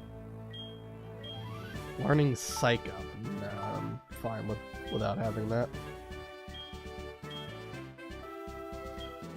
This might be a quicker stream than I thought. I kind of thought that it might be like 3 hours for us to get to red, but we are cruising at the speed of light. I mean, finding Chansey in like, 25 minutes was really, really good. So if it ends up being a shorter stream, I apologize for it, but I really can't help it. If we beat the game, then I have nothing else to do, and that would be the end of the stream, right? Let's do another new game and let's try it again with different Pokemon. No. Alright, get Starmie to 58. Thieves only appeared in Spire 1 and 3, but in Spire 2, Thieves only appeared in Shady Oasis and Mystic Marsh. Didn't really think about that, but yeah. I thought there would be a lot more integral to the franchise as a whole. Just be everywhere, but that is kind of weird. Alright, let's save the game. And let's start getting through this this gym here. A white lab coat is a researcher's life. We may be living in a cave like this, but we never forget to do the laundry.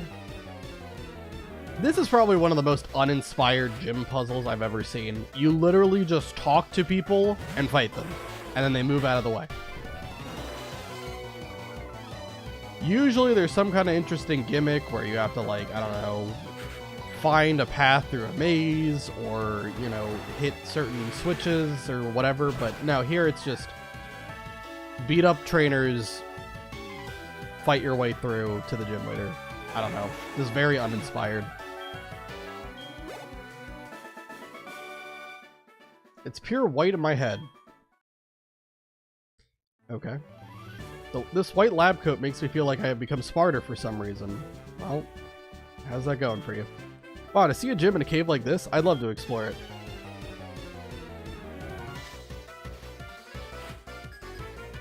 Super Nerd Carry. I'm gonna send out Torkoal. If this thing had Drought, I would be a little bit scared, but it doesn't. So, sir.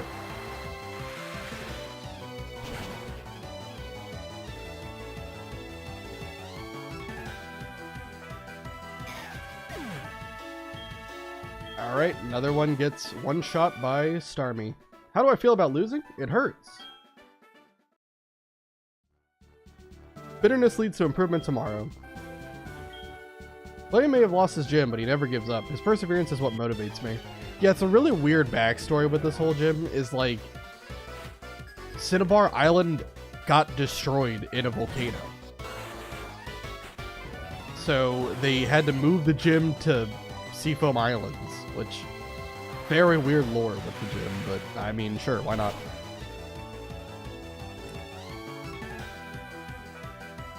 Alright, Magmar is down.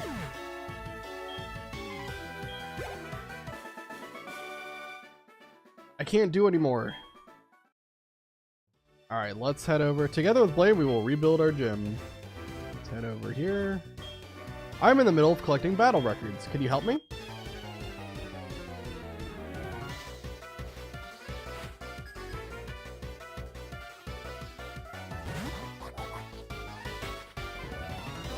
Seafoam is land? I thought it was sea.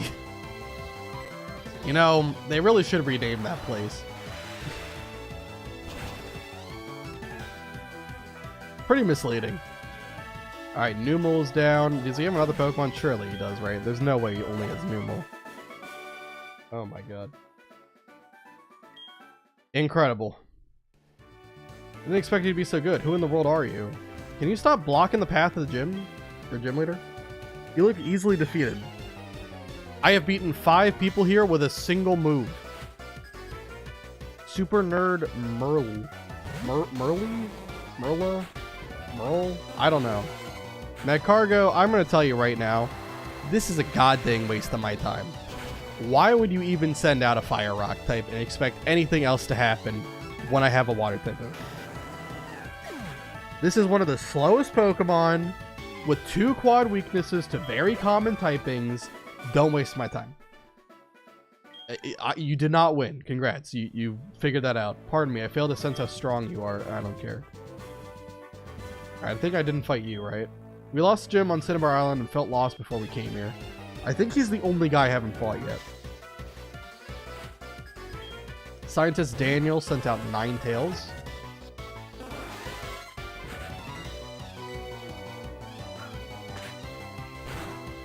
Don't sleep on Slugma.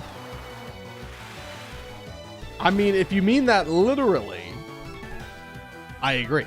Because I believe Slugma is, at like, he has like a internal body temperature, or really external body temperature, I think, of like, I don't know, over 1,000 degrees Fahrenheit. So, yeah, if you did that, you would die. If you're saying like, don't sleep on him, like, you know, don't write him off. That man never had a chance. Slugma was dead to rights. In every game that he's been in, he has just not been good. I would honestly say Slugma might actually be the worst Pokemon in like Pokemon Coliseum. I don't think that's an exaggeration. I legitimately think it's the worst Pokemon in Pokemon Coliseum. With all the trainers that have like have Earthquake or Surf or Rain Dance, how slow it is, and then oh, what? Yeah, let me restore PP for Surf. Yeah, I would say Slug was even worse than like Delibird in that regard, which is absolutely just criminal. Even though we're not missing much health, I'm still gonna just Hyper Potion up. All right, now save the game again. And then we'll go ahead and fight Blaine. Level cap is 59 here. Everyone is leveled up to 59. After this, the level cap will go up to 60. And we'll officially just have one gym left to do after this. Before we have all 16 gym badges for both Johto and Kanto. And we can take on Red in the final showdown atop Mount Silver.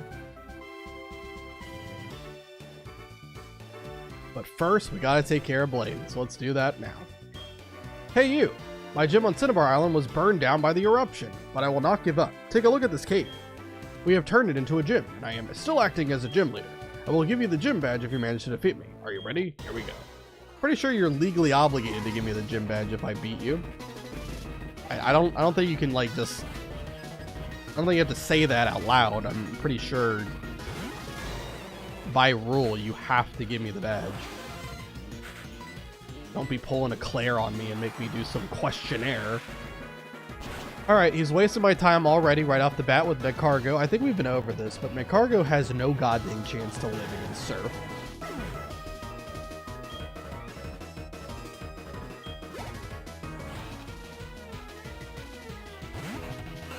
Magmar, yeah, you're a little bit better, but still not good enough.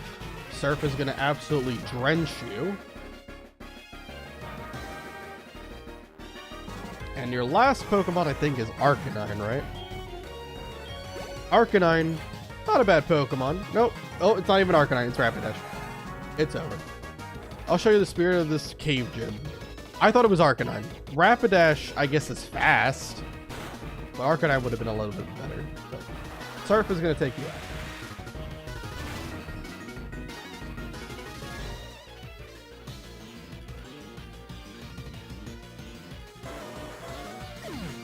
And that's a complete freebie gym. My spirit has not been defeated. Get a lot of money. Awesome, I have burned out. Take this volcano badge.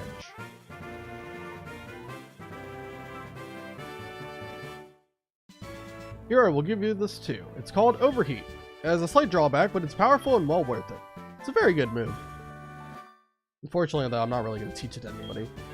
I did lose this time, but I'm going to win next time. Listen, I'm going to tell you right now, Blake. There ain't going to be next time. I'm taking your badge, going to the next gym, taking that guy's badge, going to Red, and then the game ends. My Nuzlocke's over. When I rebuild my Cinnabar gym, we have to hold a rematch. No, we don't. We really don't. Especially if you're going to use the same Pokemon against me, just higher leveled. I'm going to tell you right now, the result is absolutely going to be the same.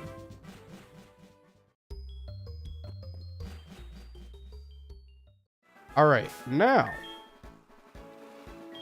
let's fly over to oh, actually, wait. We have to first go to Cinnabar Island and talk to Blue so that he goes back to the gym. Kind of a weird order of operations, but yeah, we have to do that. So Crobat, fly us back to Cinnabar Island.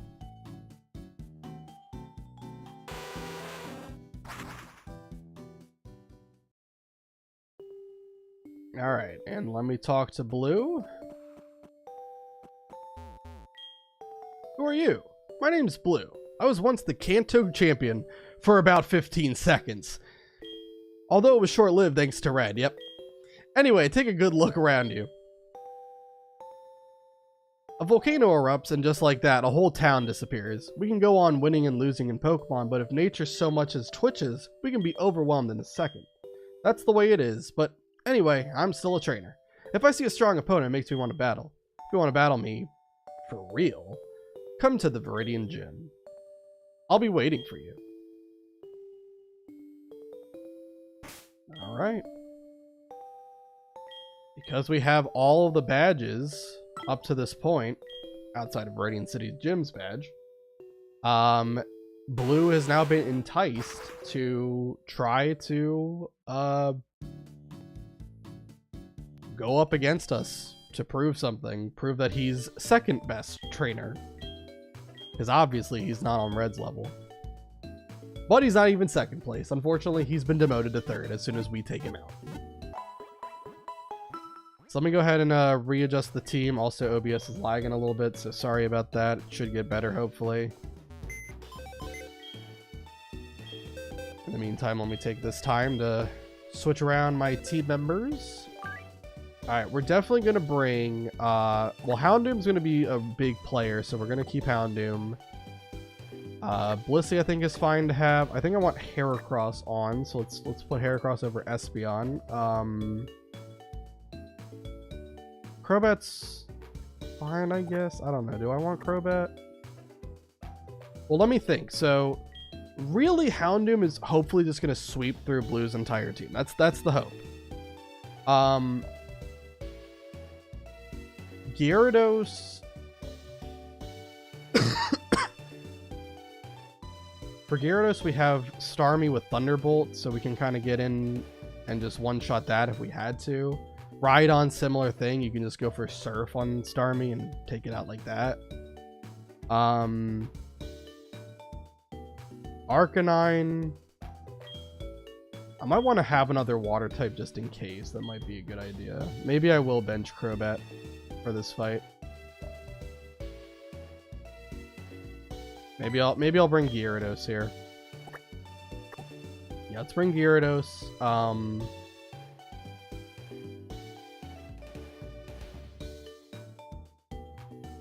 I think this will be good. Yeah, this team I think will be fine. I think honestly we'll just be able to win with Houndoom though. That's the hope. What I would love to see happen. But I need to do two things. I need to level up everybody. I also need to update the level cap is now 60, and I need to update the team in the bottom left, but just give me a second and we'll do that.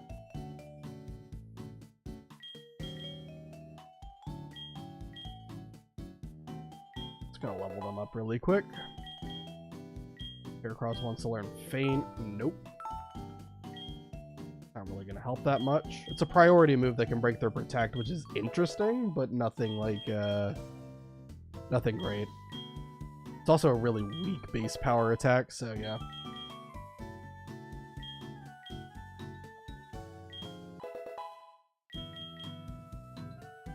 Now we just have to get Heracross up to, we'll get everyone to 59.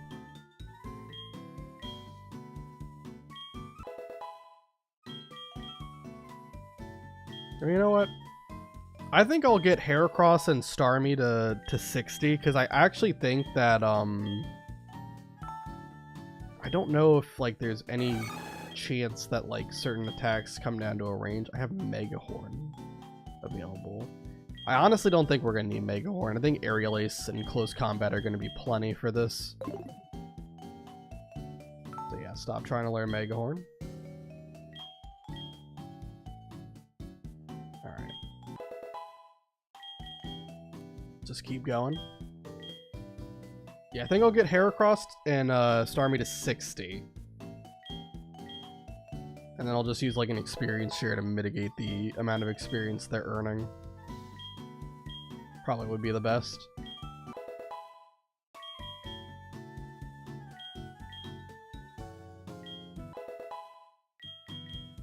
Alright, Heracross is 60. Starmie is 60. Let's go ahead and put some rare candies on Gyarados as well. Get that up to 59.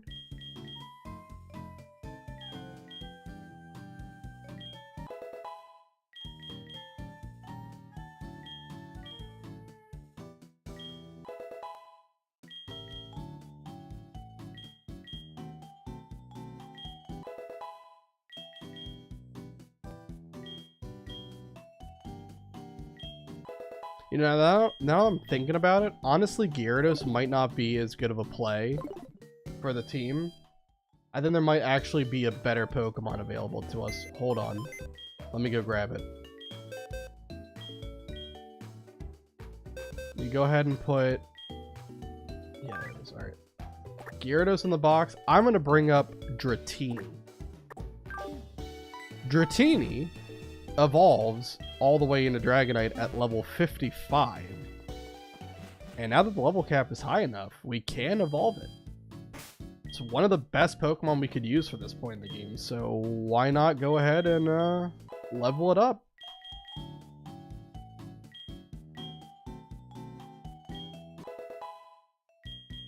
We're gonna have to be here a little while to level it up, but that's fine.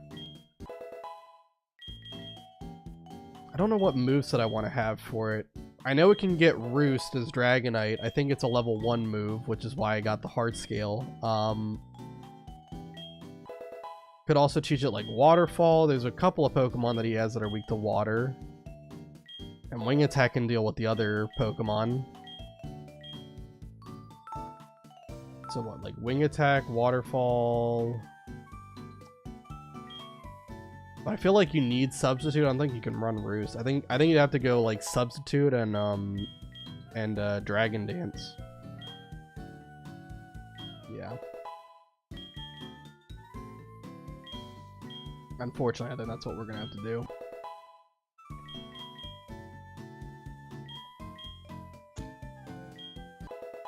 That's fine. Dratini and subsequently Dragonite is gonna really help out. I don't need agility. I just said what moves I need, so unless it's one of those 4, yeah, I'm just gonna ignore it. I can teach Waterfall and Substitute via TM. Dragon Dance and Wing Attack are level up moves. I think it gets Wing Attack as soon as it evolves into Dragonite.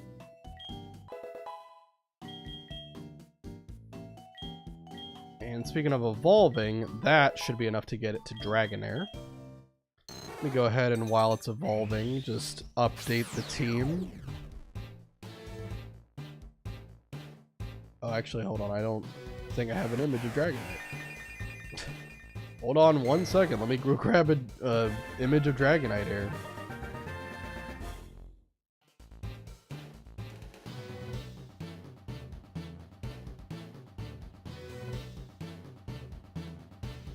I know it's not Dragonite yet, but it will eventually be Dragonite, so I'm just preemptively doing this.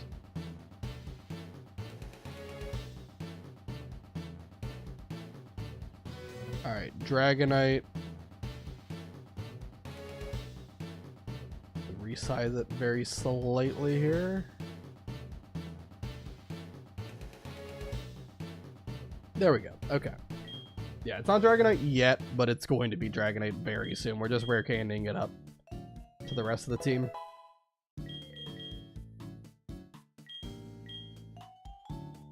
I don't know when Dragonair and Dragonite learns like anything good, but I'm pretty sure eventually it does get like Dragon Dance and Wing Attack, Aqua Tail. No, I would rather have Waterfall because it has 100 accuracy.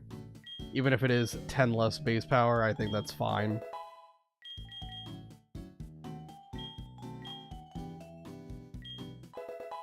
Alright. Keep on rare candying up.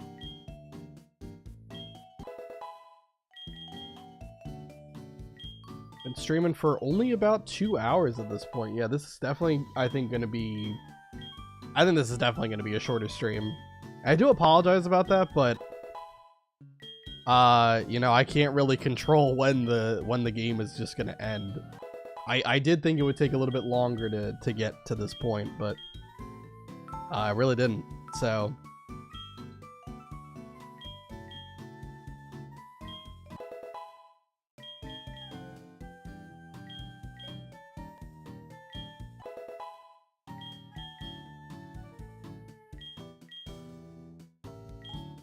well, this run has been an absolute success so far.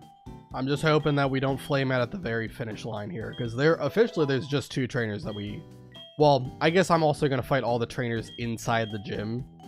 But there's only 2 like big boss trainers left to fight. And unlike the Elite Four, you don't have to like fight them back to back with the same team, so you are able to like swap Pokemon in between fights. I don't really anticipate it to be that hard. I'm gonna be honest. I think for the most part, we've got a very good team and a good strategy lined up. So I'm very confident we're gonna beat this run. That extra week I had while I had the flu, to prepare for all the different fights, which honestly I didn't really spend that much time preparing for any of these fights because I really felt like they were all easy. But yeah, that extra week I had, I got to make sure my strategies were, you know, as good as they could be. And I feel very confident, especially because it's Gen 4 AI. Gen 4 AI is just notoriously very... it's very easy to manipulate. If it doesn't see a kill, it usually goes for like speed control first, and then it goes for status, and then it'll actually try to attack you. And it just means that substitute becomes so much more valuable, because if you can block moves that like lower speed or that status you can pretty much shut down Gen 4 AI. And unfortunately for the AI, every Pokemon can learn substitutes, so yeah, it's not great. And finally, the bottom left graphic is correct. We do actually have a Dragonite.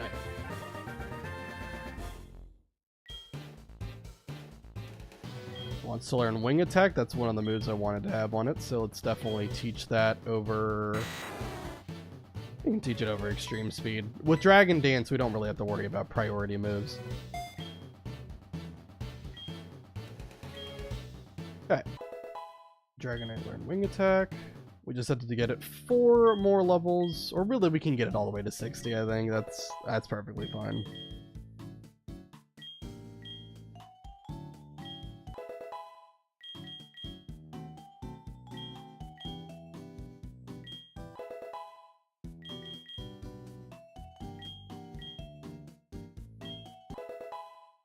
Alright.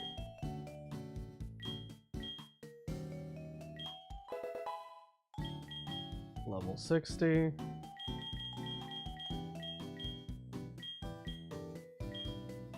Now let's go ahead and teach Waterfall and Substitute.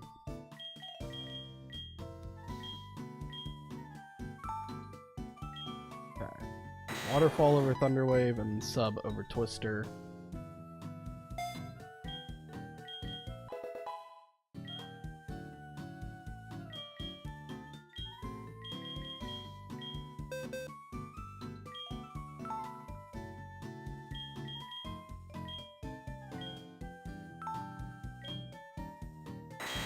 Perfect.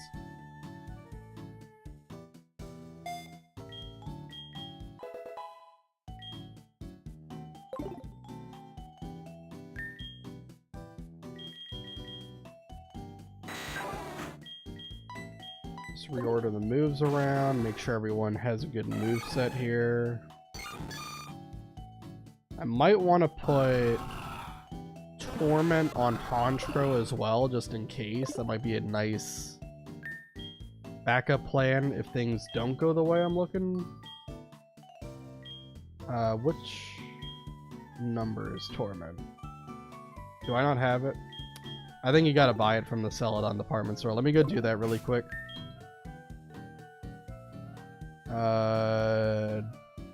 No one knows how to fly, do they? Alright, let me teach fly to Honchkrow, I guess.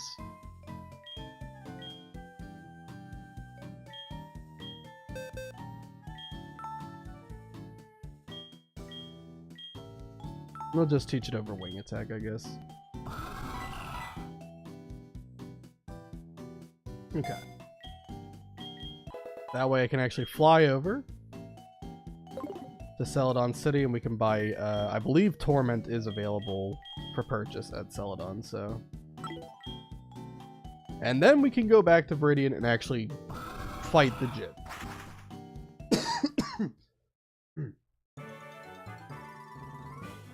Alright, so TM shop I think is on like the 3rd floor?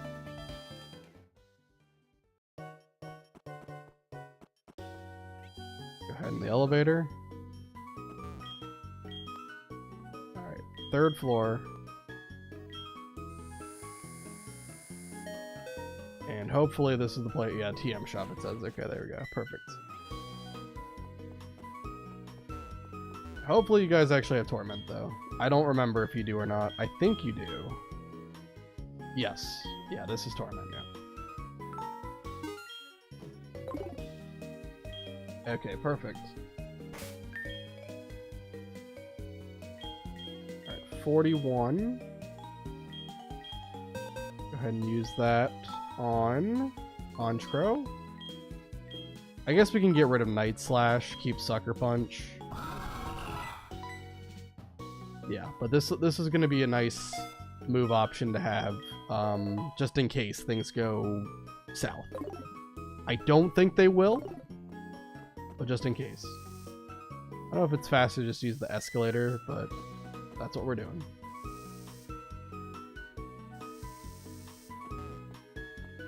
Alright, let's fly back to Viridian, and now we can go ahead and take on the gym. I think I've got everything exactly the way I want it to be. I think the only thing I want to do is just put these leftovers on Houndoom for later. We still have choice specs on Starmie, right? Yep. As for you two, let's put an Oranberry on, why not? And maybe we'll put Chestoberry on you. Okay, I think that's good. Alright, let's have Honchkrow fly over to Viridian. And let's go take on the gym.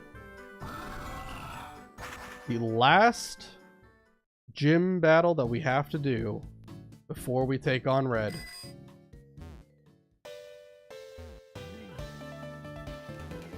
And I'm pretty sure I have the team updated properly, right? Wait, do I? I don't have Espeon, do I? No, I don't. Who do I have over Espeon? Heracross. That's what it is. Alright, 1 second. Let me fix that. That will be a very quick fix. Heracross. Stop. I'm gonna have to resize him. Heracross is, for some reason, larger than life. There we go. Okay.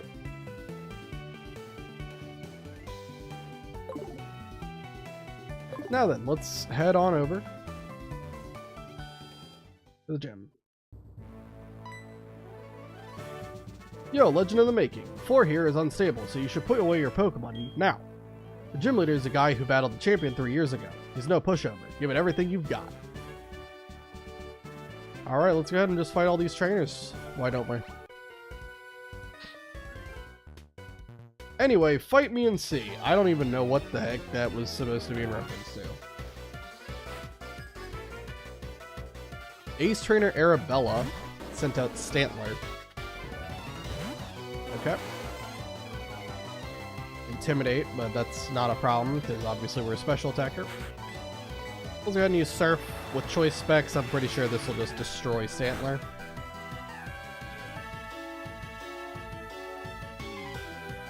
It in fact does. And next Pokemon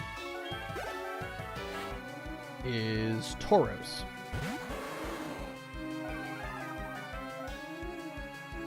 Let's go ahead and use Surf again. I think this might still kill Tauros. We'll see.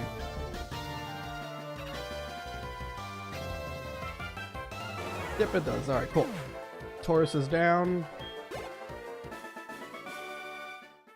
I was deceived. Alright, I think the next trainer has, like... I think they have, like, a really interesting set with, like, a Licky Licky. And a Slowking.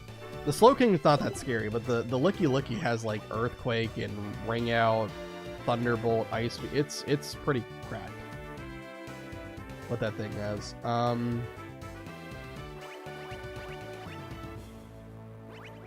This. There we go. What do you think? You've never seen such a wonderful gym before, have you? This is not wonderful. Let me just tell you right now, this is not wonderful. This is not inspiring joy. Making me go through all these warp tiles that are, you know, spinning me in a circle, making me dizzy. Alright, substitute.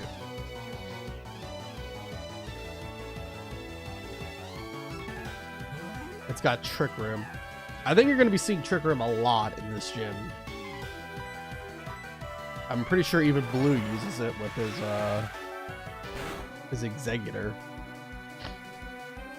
Which is also his lead Pokemon, too.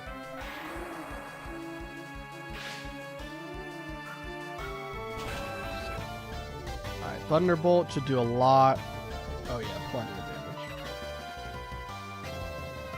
Let me stall a turn, because I don't want to kill him right away. I don't want Trick Room to still be active.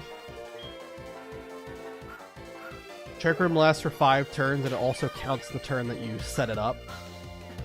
So that's now 3 turns that it has been on the field. This will be turn 4, and then on the turn I swap out will be turn 5.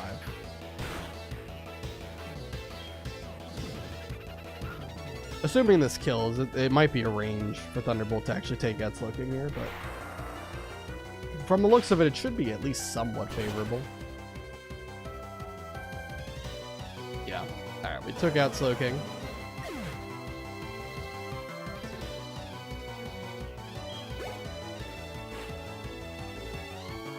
Licky Licky comes in. Yeah, this thing is, I'm pretty sure since it's smart AI, it's just going to click Earthquake here. Maybe it clicks a Ring Out. I don't know. But either way, I think we just go to Heracross. We have Close Combat. Trick Room runs out on this turn. So we're able to outspeed in one shot. I feel like this makes too much sense. Okay, it goes Ring Out.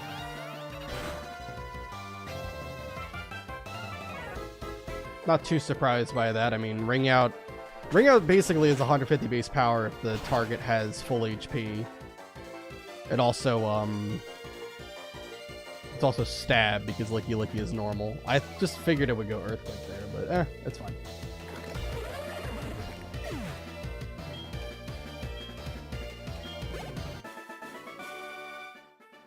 Whatever. Got some money. I'm gonna put Starmie back in the lead slot. I also have Heracross in the second slot because I think there's a double battle coming up where that's going to be a nice setup for. All right, let's keep going. Let's I think there's just 2 more non-boss trainers left to go through. Oh, that's a spinny thing. And let me, I guess, go back to start.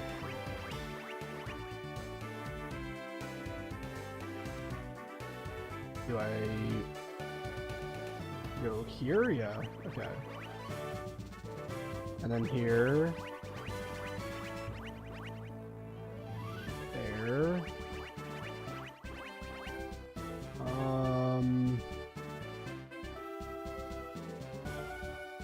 here. Okay, yeah, I think this goes to the double battle, so let's do this first. Yeah, I think Starmie and Heracross make for a good team for this upcoming fight. I'm pretty sure it's like Azumarill and Porygon.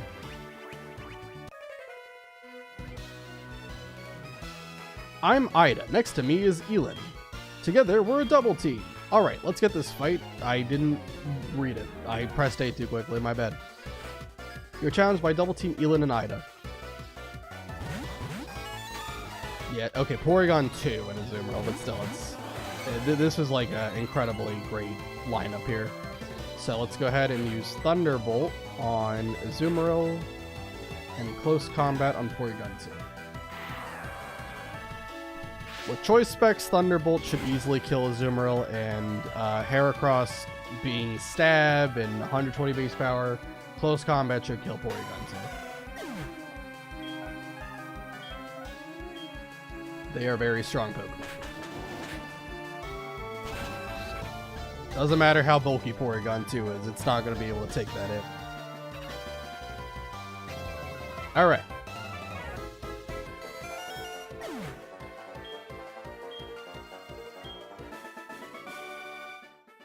Wow, you're really something. Well, this is surprising. Alright, one more fight, and then we can do blue.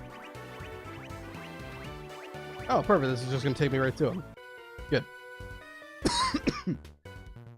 Looking around the room like that, doesn't it make you a little dizzy? Pretty much, when you're forcing me to spin around in a circle like 500,000 times. Yeah, that definitely does make me dizzy. Alright, Spinda. Easy.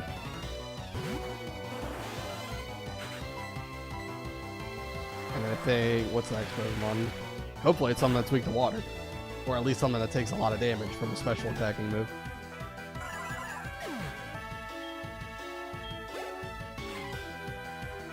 Sudowoodo, that is in fact weak to water. Alright, Sudowoodo definitely should go down to Surf. And that's the last trainer before we fight Blue. So, officially we've beaten every trainer here. It's just time to fight the actual leader.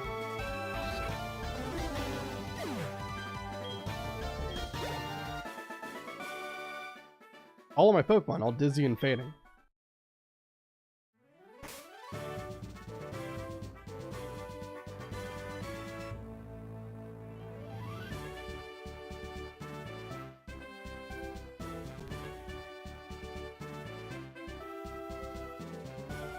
All right.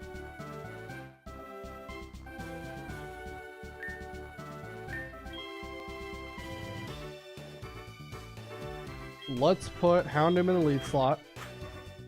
I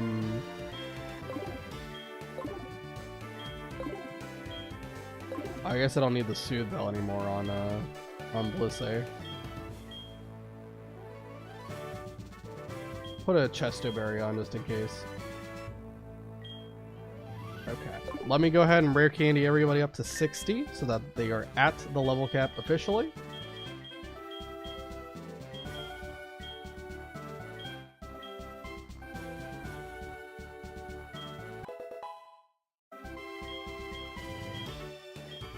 Alright, we get Nasty Plot. Perfect timing. And we will get rid of Crunch for that.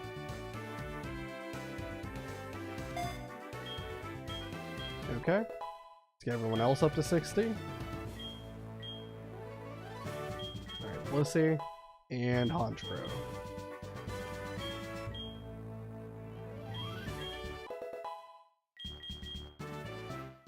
Perfect, perfect. Let me just double check the items here. We've got leftovers, Thornberry, Chestoberry, Choice Specs, and Thornberry. Sure, yeah, that's fine. I don't really have much better that I can do, so take what we can get. Let's go ahead and save.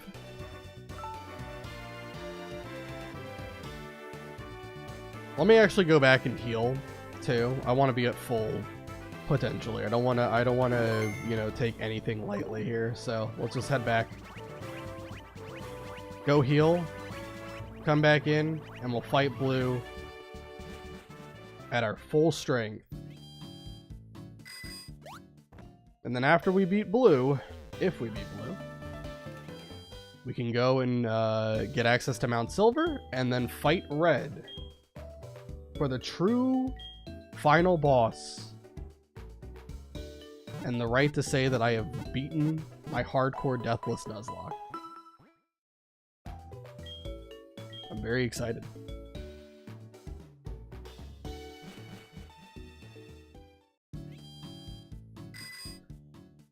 It's always bittersweet whenever like a run is about to come to an end, but I definitely think I'm ready to call it. I mean, I have done just about everything in this game. Had a lot of fun with it too. Like we got really nice encounter luck early on, then it kind of, you know, went off the rails, but still, it was a very good time. Strategizing for all these fights was really fun. Even if Gen 4 is admittedly one of the easier generations of Pokemon. No, that's not it. Oh my god. Okay, thankfully I don't go all the way back. I thought I would. I was a little bit worried there. It's all the way to the right. I have to go. Okay, perfect. Now we're here. Yeah, so the main strategy is to have Houndoom lead against his Executor. Set up a substitute on the turn. It should go for Trick Room. It should always prioritize speed control, so it should go Trick Room. And then pretty much we just set up a bunch of nasty plots, and Executor, hopefully, if I'm right, will just spam Sleep Powder. If it spams Leaf Storm, that's also not that big of a deal, because obviously we're fire type, we resist it, and it would lower its special attack every time it uses it. It can't use Psychic against me because I'm a dark type. So yeah, I think we will be completely fine here. I think we'll just be able to set up to +6, sweep through his entire team. I don't think it's going to be a problem at all. Alright. Let's go ahead and do it. Yo, finally got here, huh? I wasn't in the mood at Cinnabar, but now I'm ready to battle you. You're telling me you conquered all the gyms in Johto? Johto's gyms are that pathetic. Hey, don't worry about it. I'll know if you were good or not by battling you right now. Alright, here we go. Versus Blue. You're challenged by Leader Blue. He leads with Executor. Let's go ahead and use Substitute.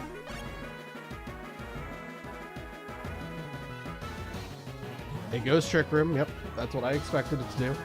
Keep in mind, Trick Room, the turn that it uses Trick Room counts as one of the turns. And it lasts for 5 turns in total. So Nasty Plot, Hypnosis, yep, sure enough. Just gonna try to put me to sleep. This is Gen 4 AI. It like prioritizes first, you know, lowering your speed or just getting speed control in some way, and then it prioritizes status and really just doesn't like to attack ever for some reason. Even if it did attack though, the only move it has to hit me with is Leaf Storm. Not only does that have 90 accuracy, so it's not guaranteed to hit, but also it has a nasty side effect of lowering its special attack by 2 stages every time it uses it.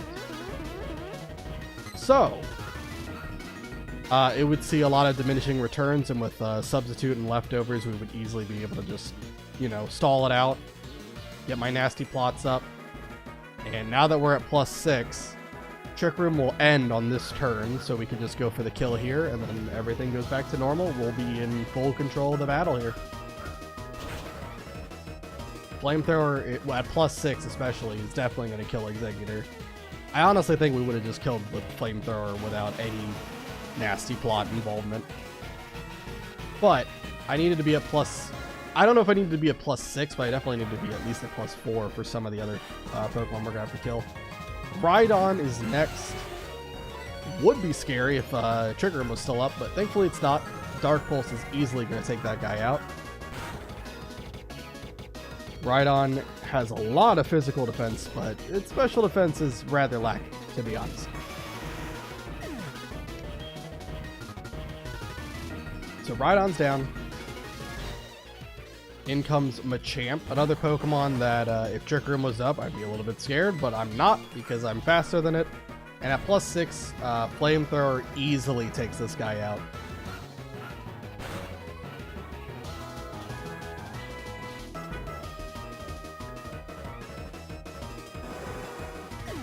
Also pretty sure it has no guard, so it's not like I could even miss with whatever I use. Alright, Gyarados comes in. Dark Pulse easily should take it out, sorry.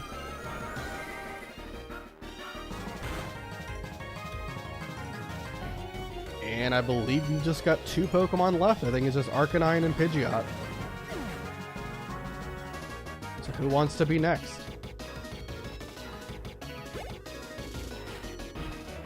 It's Arcanine. Which I think normally has Intimidate for its ability, but obviously that doesn't work because I have Substitute. So we can just Dark Pulse, that'll easily take it out. And like I said, last Pokemon is Pidgeot. That's his highest level Pokemon, which is level 60. And it's easily going to get dumpstered by Flamethrower here.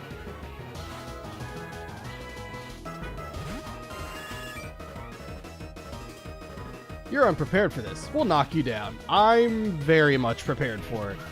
Cinder, go ahead and use Flamethrower, and let's end this final gym battle.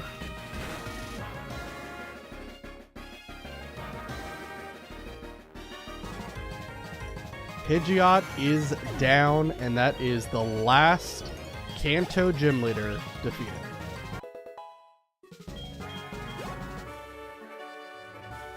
This is the real power of Johto. No way! How the heck did I lose to you? Alright. Here, take this. It's the Earth Badge.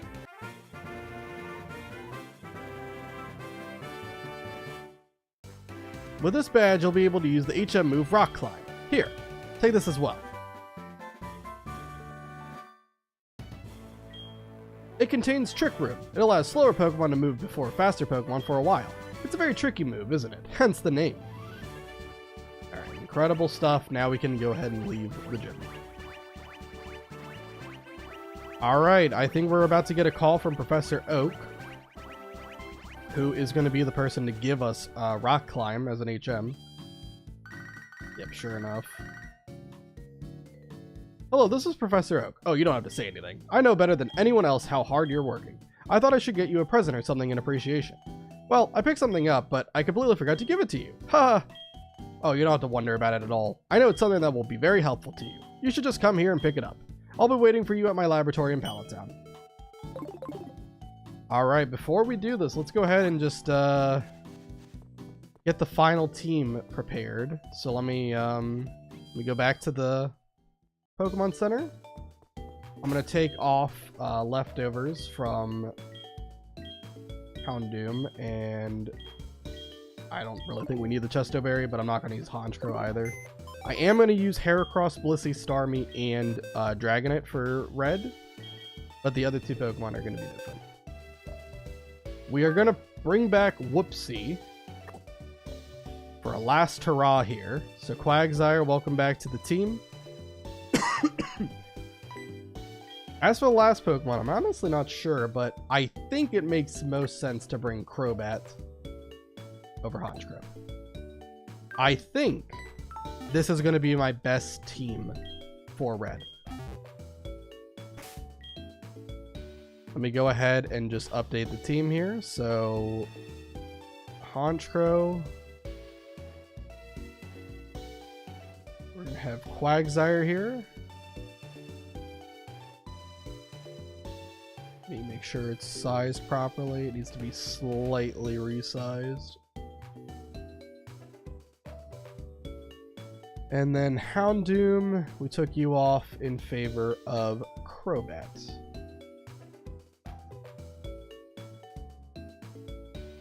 Alright, so what you're looking at is the expected final team here for red.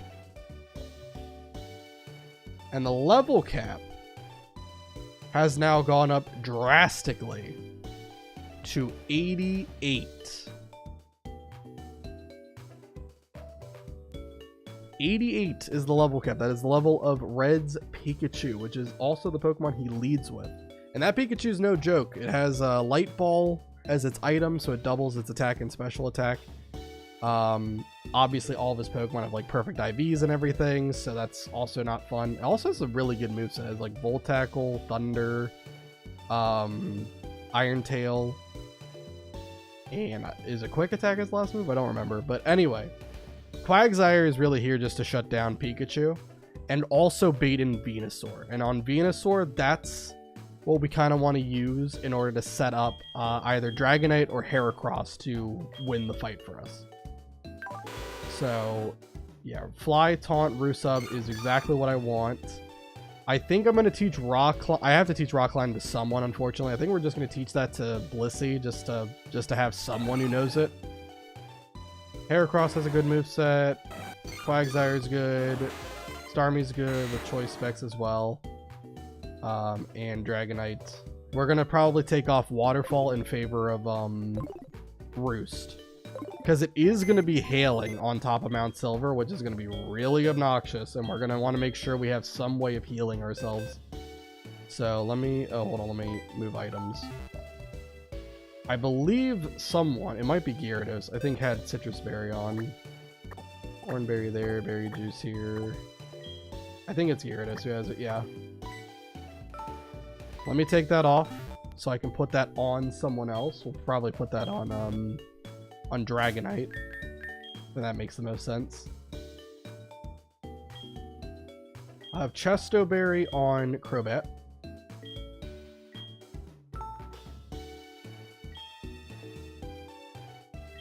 Also put Chesto Berry on like Quagsire, I guess. Oh, he already has that. Okay, good. Put that Blissey. Blissey also has it. Good, okay. Then let's do Citrus Berry on Dragonite. I'll have leftovers on Heracross. And we already have choice specs on Starmie, so I think we're all good for the most part. Let's just go ahead and fly over to Pallet Town, talk to Professor Oak. Get Rock Climb. We'll teach that to, like I said, teach it to Blissey, and then I'll go back to Blackthorn so I can move Delete Waterfall and move Relearn Roost on Dragonite. And I think that's really all we have to do. I think all the moves are correct. Good to see you. This is what I wanted to give you.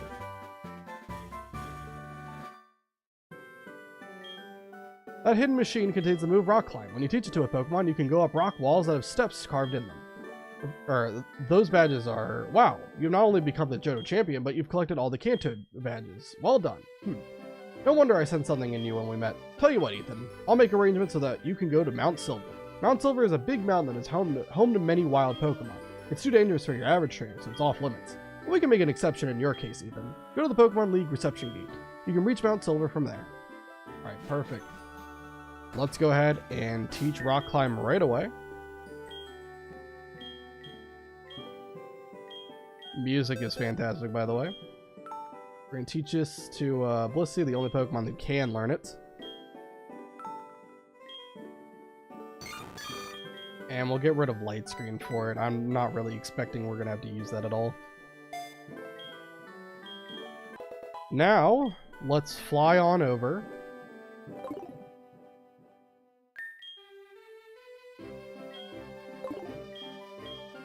Fly on over to Blackthorn so we can move Delete Waterfall and we can reteach Roost to Dragonite.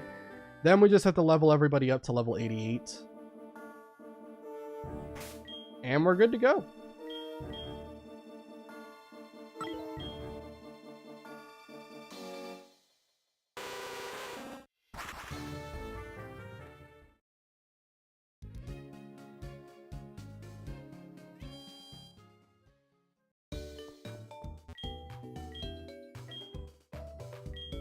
Go ahead and heal.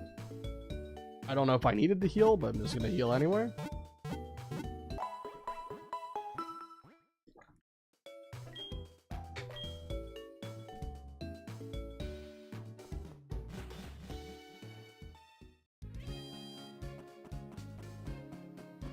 Alright, is this move deleter? I believe so. Is it you? Yes, okay. So let's let's delete Waterfall off of Dragonite.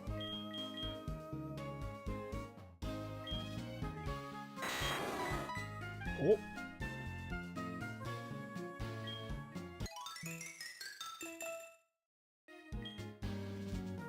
And let's go over here to move relearn Roost.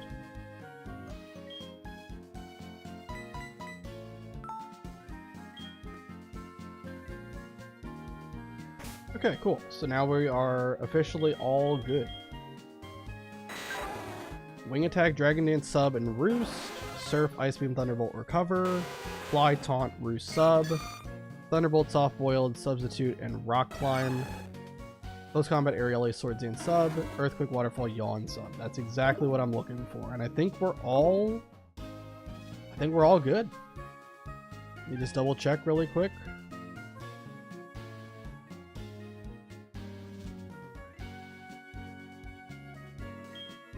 Double check their items really quick. Leftovers, Chesto, yep. Yeah, I think we're all good. All right, it's just leveling them up and then heading up Mount Silver. So let's go ahead and take care of that. Let me I think we're gonna try to go into speed up mode because it's gonna take a long time to level up everybody if I don't.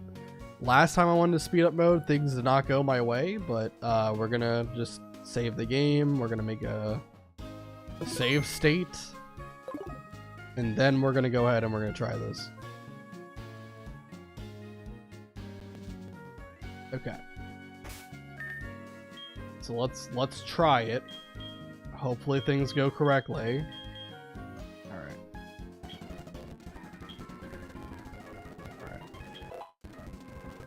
See, I don't know why, but here's the problem. Like right now, my input is lagging, and then it just stops registering. So I don't know why that keeps happening with speed up mode. Hold on. I'm trying right now to turn off speed up mode. It's really stupid that it does this every time. I don't know why speed up mode is just like, it just doesn't work for me.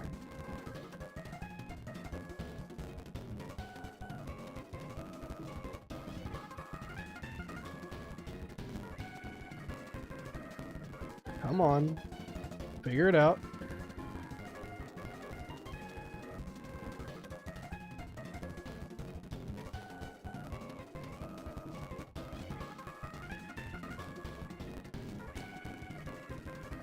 Oh man, yeah, this is why I gotta stop doing speed up mode. I just don't understand what I'm doing wrong. I don't know if there's like a way that I can like limit it going haywire like this, but yeah, hold on one second. I'll fix it. It's just really a... Oh, actually no, did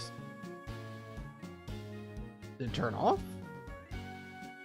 I mean, it sounds like it did, but it's still lagging.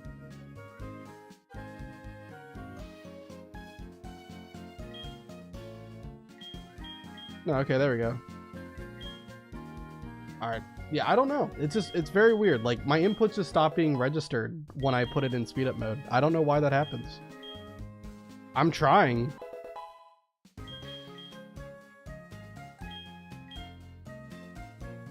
So sorry about this, but we'll just have to do it the old-fashioned way of just, you know, leveling up slowly. Because, again, when I put it in speed up mode, it just doesn't work. It's very odd.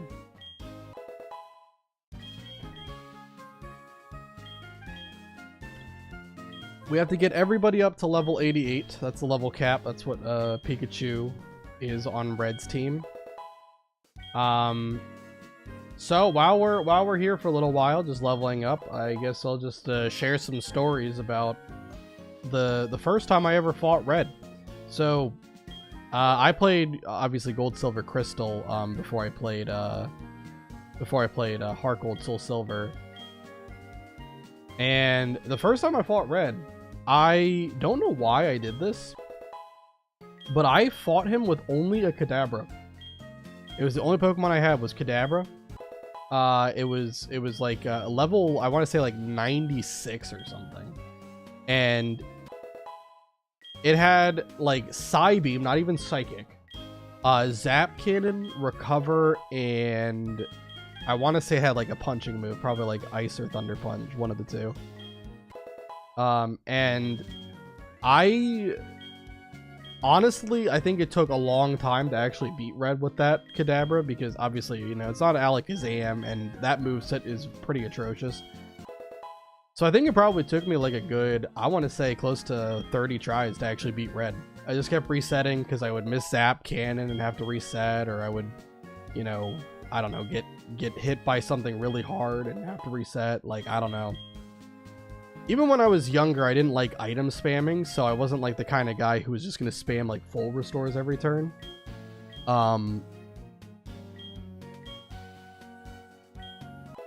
But yeah, like it took me a while to actually beat Red the first time. But I did beat him. With only that Kadabra. I mean, since then I've beaten him many, many times. I've beaten him with actual full teams that are, you know, well built and, you know, and actually makes sense. I don't know why I tried to fight him the first time with just Kadabra. I don't really know what compelled me to do that, because I had other Pokemon. Obviously, they weren't as high level as Kadabra was, but it was still like, you know, they were competent. They were probably like in like the 60s for the level. And if you know anything about Generation 2, you know that with the whole like stat experience system and badge boost system, that really, even if you're like 10, 15 levels under leveled, it really doesn't matter that much. You still will be able to beat a trainer like that, because those buffs are just so OP. They help you tremendously. So I don't know. It was weird that I didn't end up using any of those Pokemon. Especially my favorite Pokemon, Feraligatr. I definitely was using it, and I did not have it on the team because I just wanted to beat him with Kadabra.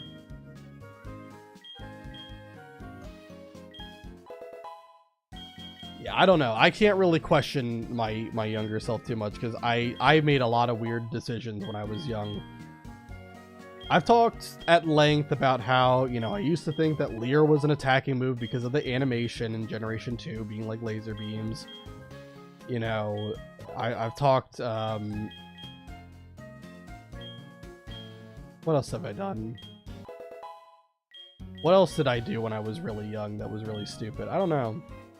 There were a lot of games that like I played and like I couldn't figure out where to go next, so I just stopped playing them entirely. I think for a while that happened with Pokemon. I feel like I didn't know where to go during the Goldenrod City like radio tower takeover. I didn't know where the heck to go, so I was just like stumbling around trying, and then I just gave up, and then I eventually like looked it up where I had to go, and I'm like, oh, okay, and I went there and everything went perfectly fine. But yeah, it's just very weird. I was a weird kid.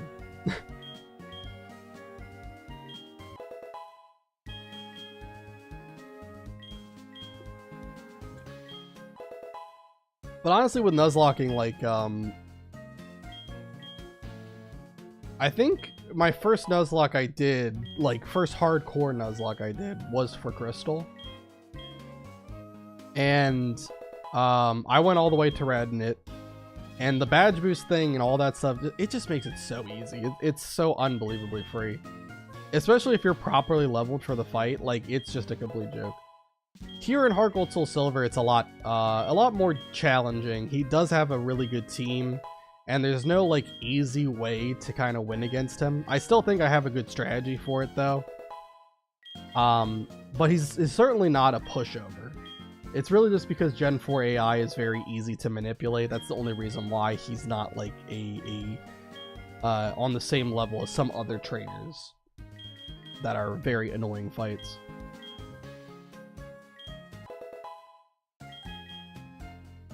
I don't know what most people agree is like the hardest trainer in Pokemon, but there's a lot of contenders for it. I think a fair amount of people would actually say Cynthia, and I disagree. Cynthia has a really, really good team. Don't get me wrong. But it's also Gen 4 AI. So I've talked at length about how Gen 4 AI is very easy to manipulate, and I don't think it's any different for Cynthia. I think you can beat Cynthia pretty consistently.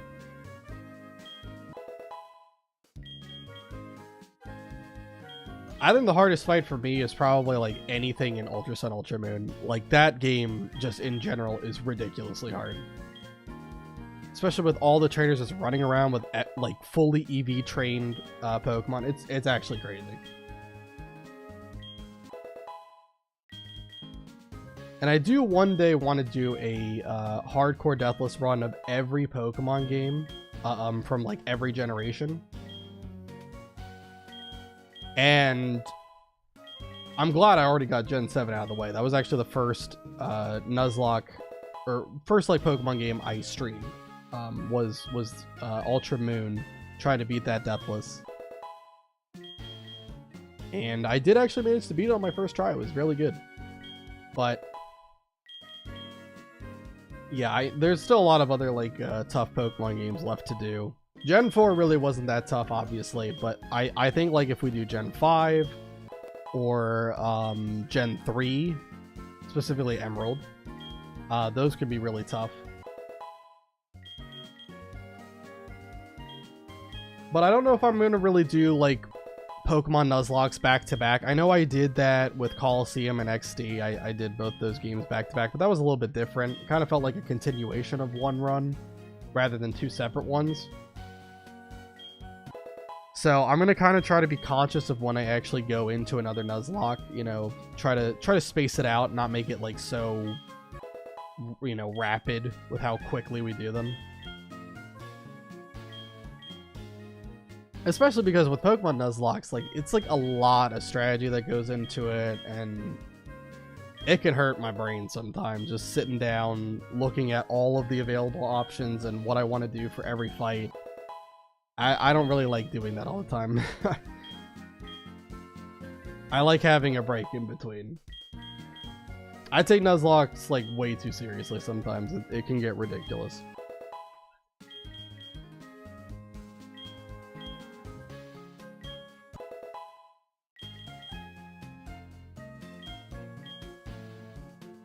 That's why I'm happy to do Mario Party as the next playthrough. I think that's going to be a really fun one. It's going to be very different from a lot of the challenge runs I've done in the past. Usually the challenge runs I've done have been either they've been either something like a Nuzlocke, or they've, you know, recently been like a one life challenge. Usually things that, like, if you make a mistake, it costs you the run, you have to reset from the beginning. Like, that kind of thing has usually been the challenge run that I've done on this channel. But here it's just going to kind of be a lot more, like, quick. It's just going to be, like, try to win a game, and if you don't, then you gotta go back and replay the same board until you win. And I feel like it's going to be a lot more frustrating because, you know, obviously Mario Party just is like that. Like, I think it's a trigger for most people that, you know, playing Mario Party in any capacity, whether with your friends or against the AI, it just fuels something inside you, something primitive that just absolutely, or really primal, I guess is better. It triggers something in you that, like, just, I don't know, unleashes your inner rage and allows you to reach some level that you just never expected possible. It's pretty weird. But it will be fun. For those of you who like seeing anger on display, you'll enjoy it. And if I ever want to work up the courage to really allow myself to be angry, then I can always go ahead and do, like, Kingdom Hearts level 1 as another challenge run idea. I've tried that in the past, and I lost my mind in the process of doing that. So I know for a fact it would make for some entertaining content if I ever did that.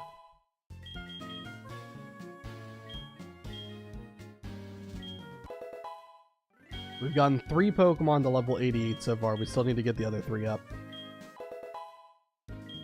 Fear leads to anger, anger leads to hate, hate leads to suffering, and suffering leads to content. Yoda. It would be funny. I have to admit, you know, trust me, it's not fun in the moment. Like you actually get mad. You actually get mad, and so it's not fun in the moment to get mad, but it is always funny looking back at it. I've been told many times by like people who have seen me rage that it's really funny for them when I get mad. But yeah, for me, it's like in the moment, I don't know, it's just like I truly hate everyone when I get mad. So it doesn't look pretty in the moment, but I guess people like it. I gotta admit, like, watching people get upset at games is really entertaining for me too. It is really funny. Seeing people just lose their minds over whatever. Like, it could even be like a kid's game and you're getting mad about it, but it's just funny. Also, hold on 1 second, let me... While I'm doing this, I'm trying to multitask here. Alright.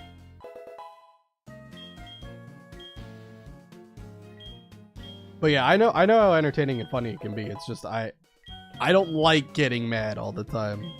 So I like to space it out when I do, you know, and try to work the courage up to actually do it.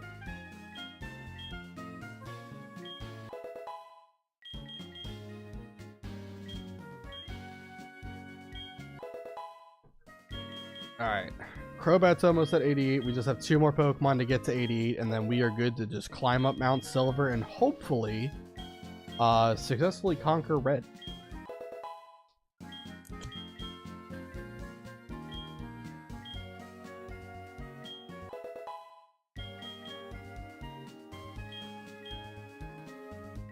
Alright, that's Crobat done.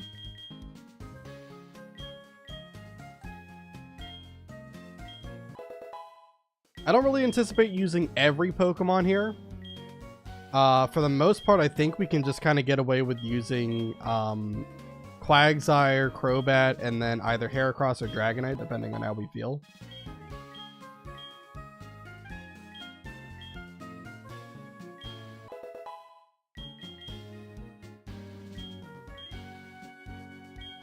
Because the goal is to have Quagsire just one-shot the Pikachu, like, right off the bat.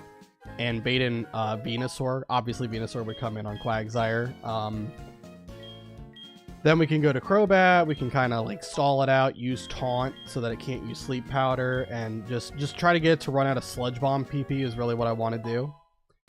Because then the only 2 options it'll have to attack with are either Giga Drain, which is not a lot of base power, or Frenzy Plant, which has the big drawback of forcing you to pay recharge after using it.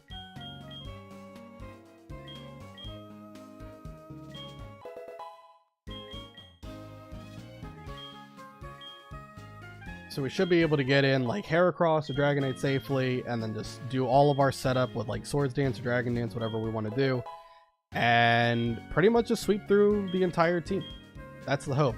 The only problem with the strategy, it's really annoying, but the entire fight, you have to deal with hail. You could use like a, you know, a move like, say, Sunny Day or Rain Dance to get rid of the hail, but I believe it comes back after the turn, like, duration of that, the other weather that you use fades away.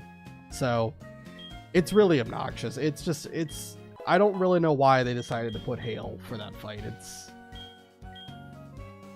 just such an annoying weather condition to have to play against, but it's what we have to deal with. I mean, there are some interesting mechanics with hail, and obviously, like, you know, in hail, ice Pokemon don't take any damage, Blizzard will always hit, so that's kind of cool, but it really just benefits Red, because, like, almost all of his goddamn Pokemon, or I should say at least half of his team, has Blizzard on him, one of them, or as one of the moves, on like Snorlax, Lapras, and Blastoise. And of course Lapras itself is an ice type, so it's immune to hail as well. But yeah, it's just, I don't know. I feel like Red is not fighting on exactly honorable terms by putting himself on the top of Mount Silver like that. There are certain days that I believe the hail is replaced with something else. It's like a bunch of like sparkles, and it's supposed to like be for like certain, I don't know, like holidays or stuff. I don't remember what days they are, but I'm pretty sure that this random March 17th is not one of those days. I wouldn't expect it to be. So yeah, it's just going to be hail up there. It's not going to be anything special. Unfortunately true. I'm not going to learn Outrage. Just wing attack is fine. That's all we really need on Dragonite. Alright, let's get Dragonite to 88, and then we're good to go. Once Dragonite is a level 88, we officially have everybody leveled up to where we need them to be. And it's simply time to take on Red once we climb up Mount Silver. I know I've been hyping this up for a while. I knew this was going to take a while to do all this rare candy stuff. I think it's really silly that rare candy... You know, I can't go into speed up mode. Like, every time I do, it just completely screws with it. So, I don't know why. I'm gonna have to see if there's any, like, I don't know, any help I can find that I can, like, I don't know, like, limit the frame rate or something so that I don't lose control all the time whenever I do it. Because the problem is, like, my inputs, like, start by being really laggy, and then they just completely stop whenever I go into fast forward mode. It just sucks.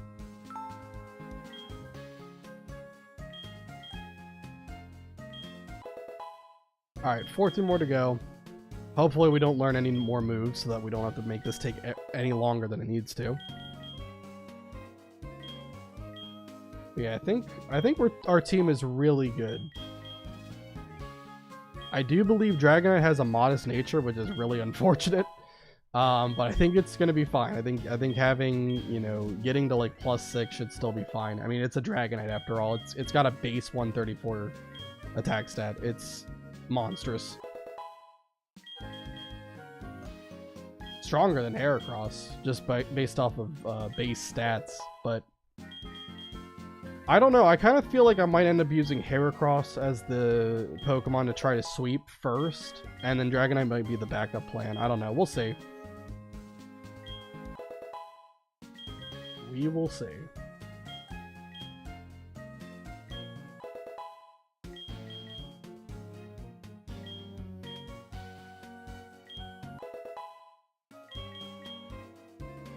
Alright, 4 more levels for Dragonite.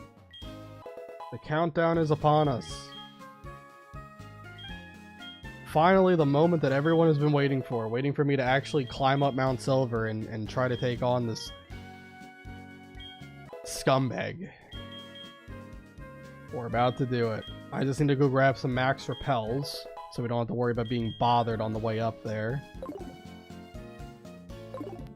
But everyone is level 88. Lyra's trying to call me, I don't care. Alright, do you sell max repels?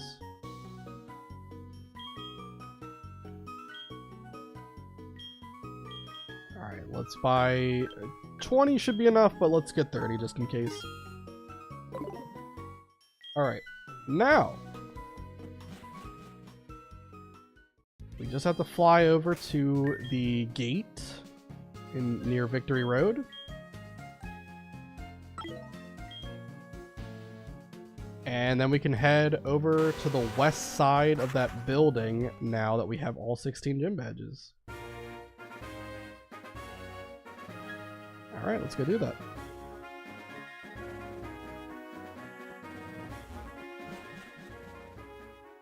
Perfect. Alright, let's go ahead and use max repels. Let me just double check the movesets really quick as well. We leveled up a whole bunch of time. I just want to make sure I didn't like misclick and get rid of a move by accident. All of this looks good. Yep, I think we're good to go.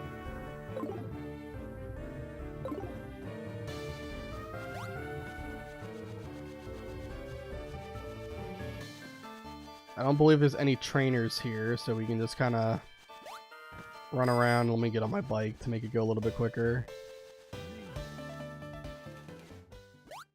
Yeah, I don't believe there's any trainers. Let me just double check. We're healed up, right? I can't fathom anyone would have actually taken damage or used any PP or anything like that. Nope, we're good. Okay, no need to heal. Alright, let's see if I know how to navigate Mount Silver. I'm gonna be honest, it has been a long time and I don't really remember off the top of my head, but we're gonna try our best. For the most part, I think you just go up the rock climb areas whenever they're available.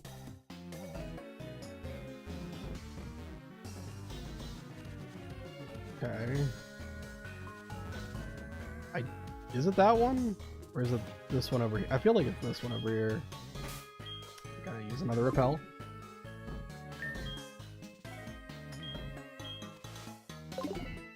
I think it's this one.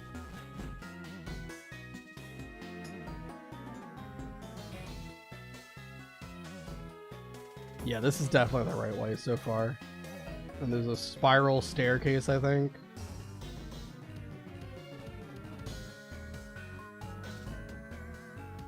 I think we go up here.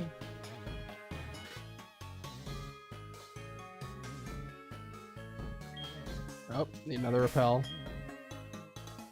It's alright. We're getting there. Do we go north? I think you have to go north in order to get around. I think so.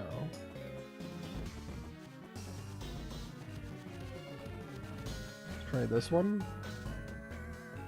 Okay, that would have just led to an item. So yeah, this is definitely the right way so far.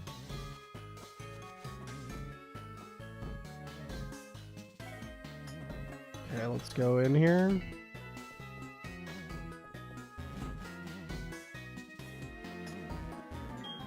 Now we rock climb. I hope I'm going the right way. I really don't want to have to like find out that I have just been going the wrong way the whole time. Ah, god dang it, this. Alright, I was one too far to the right. We have to go left. One.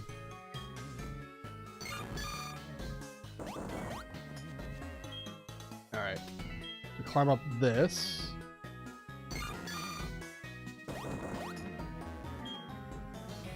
Okay, and I think we're close. I think this is like really close to the top.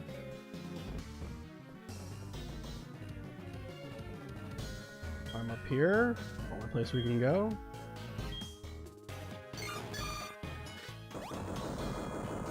Yeah, I think this is it, right? This is the top. Here we are, Mount Silver, the top of Mount Silver. Tailing up here, and this is our final battle. It is this simple, everybody. If we manage to beat Red without losing a single Pokemon on our team, then we can officially say that we have beaten this hardcore Nuzlocke completely deathless. If we lose anybody, then we can't.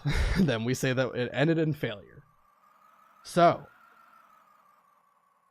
we are so close. Only one thing left to do. And Quagsire, can't think of a better Pokemon to lead me in this adventure.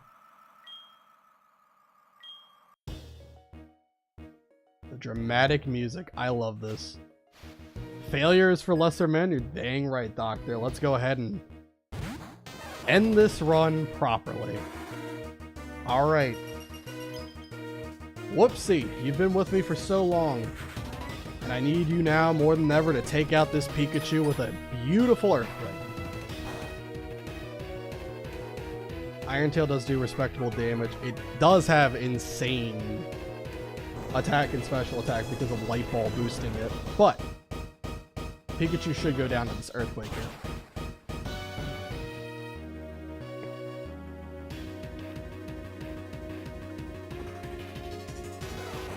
Alright, Pikachu is down, and in should come Venusaur.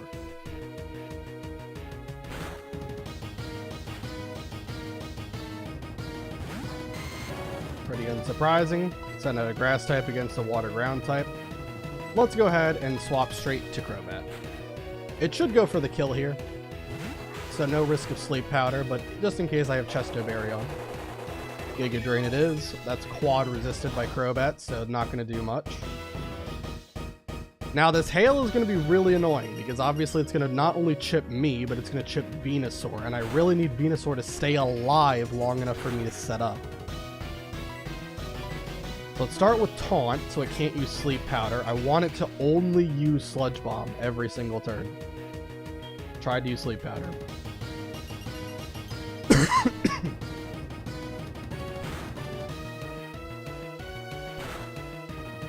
Alright, let's go ahead and set up a substitute here.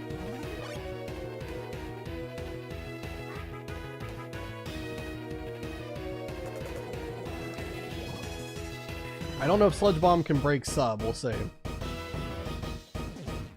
It apparently can. Oh, it crit. Okay, well, that obviously helps. Critical hit definitely helps for breaking a substitute, so.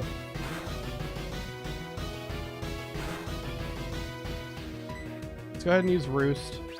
Just get our health back up.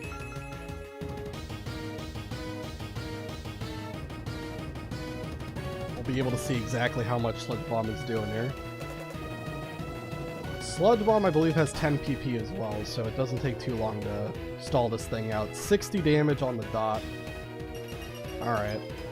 Well, a substitute should be able to outlast a single damage instance of Sludge Bomb. That's good.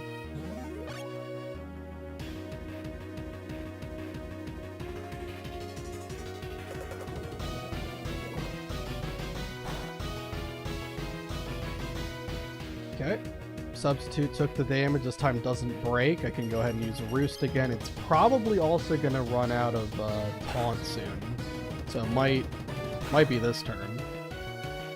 Nope, not this turn. Good. We can go ahead and just use Roost. So how many times does he use it? 3 or 4?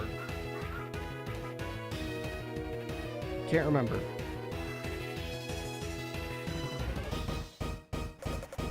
Another Sludge Bomb. Because I swapped it on Giga Drain, right? I used Taunt.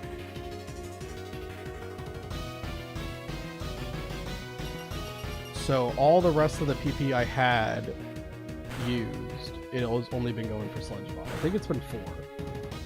Alright, Taunt wore off. Yeah, it's okay. 4 Sludge Bombs have been used. So let's go ahead and use Taunt again. Again, I don't want it using Sleep Powder on me. I want it to attack, and I specifically want it to use Sludge Bomb.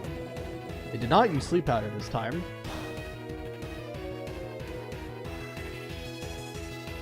That's alright. Like I said, I would prefer you do that. So that's 5 Sludge Bombs that have been used so far. You need to use it 5 more times. Go ahead and just Roost up. I'll sub next turn.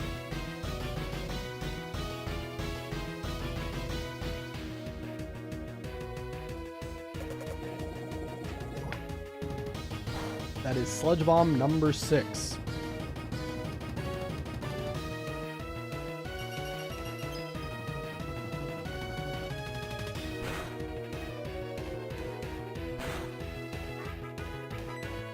Alright, let's go ahead and use Substitute again.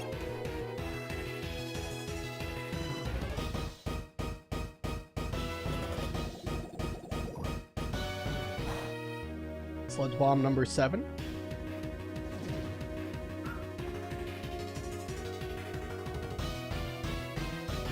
Crit, man.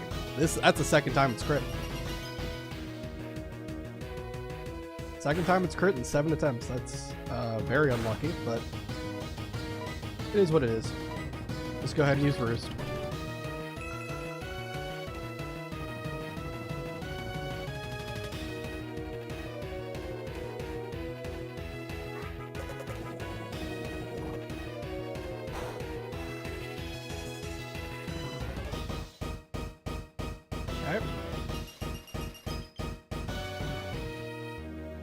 I think we'll just use Roost here. think it's better than setting up sub again.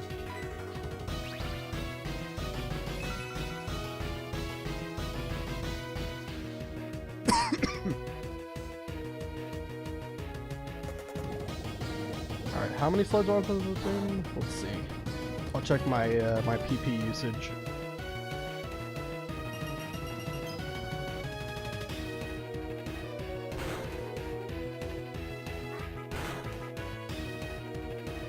Taunt wore off. Alright, so let's see. We got. So it only went for sleep powder once. So 1, 4. Okay, it's used it 9 times so far, so it's very close to running out. Let's just hit it with another taunt. I believe Sludge Bomb has 10 PP, if I'm not mistaken. I tried to use sleep powder that time, so I'm glad I used taunt.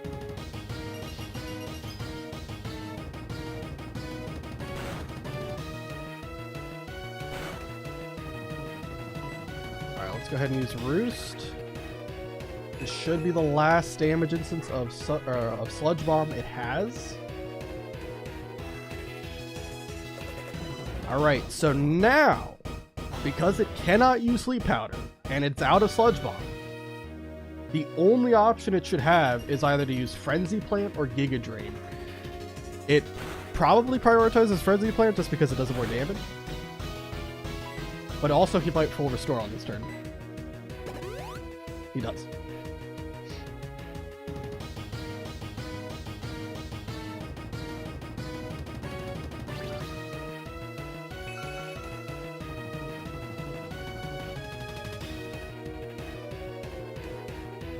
Okay.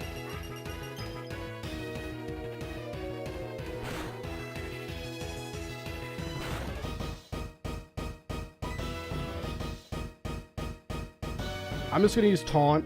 Just kind of throw this turn because I'm pretty much expecting Frenzy Flame here. Yes. Perfect. Very good. Very good. That's exactly what we wanted to see.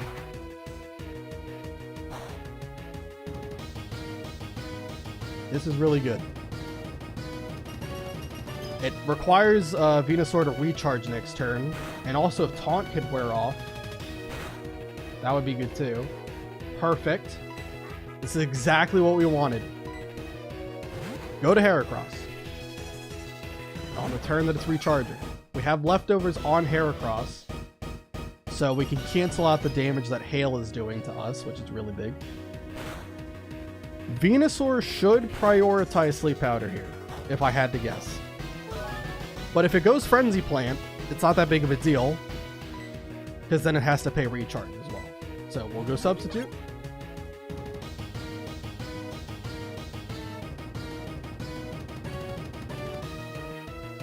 It does in fact click Sleep Powder. This is very, very good so far.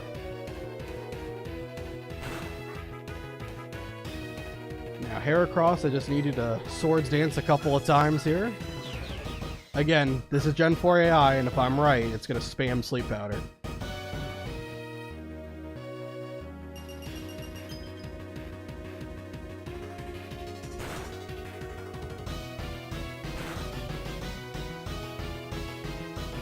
So we can just set up the +6. And let me tell you a fun fact about this Heracross. It got a 30 IV in speed. It just so happens that most of Red's Pokemon are not very fast, except one. Charizard, which has a base 100 speed stat, but it's also got a minus speed nature. So Heracross should outspeed every single Pokemon on his team. And at +6, I don't think I really need to tell you this, but I don't think any of his Pokemon are gonna like take into close combat, even if it's resisted. Let's go ahead and use Aerial Ace on this Venusaur though.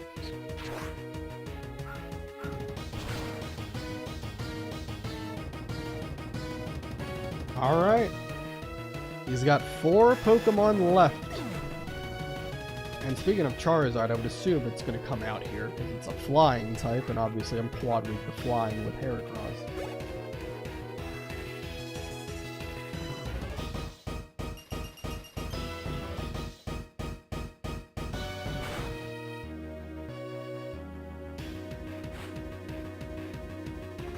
Charizard comes in. Close combat comes out. And even though this is a resisted move, I don't care. Charizard at +6 from Heracross, there's no way it's living this attack.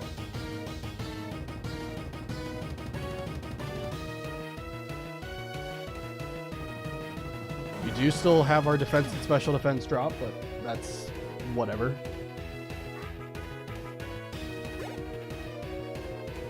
Alright. Hail's gonna chip us a little bit more. We obviously recover a bit from leftovers. In comes Lapras. That is definitely not going to want to take a close combat, but unfortunately, that's exactly what's coming its way. And I'm pretty sure if I could kill Charizard, even though it was resisted, I think we can easily kill Lapras with a super effective hit.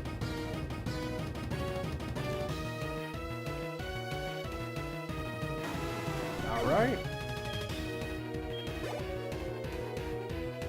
Next up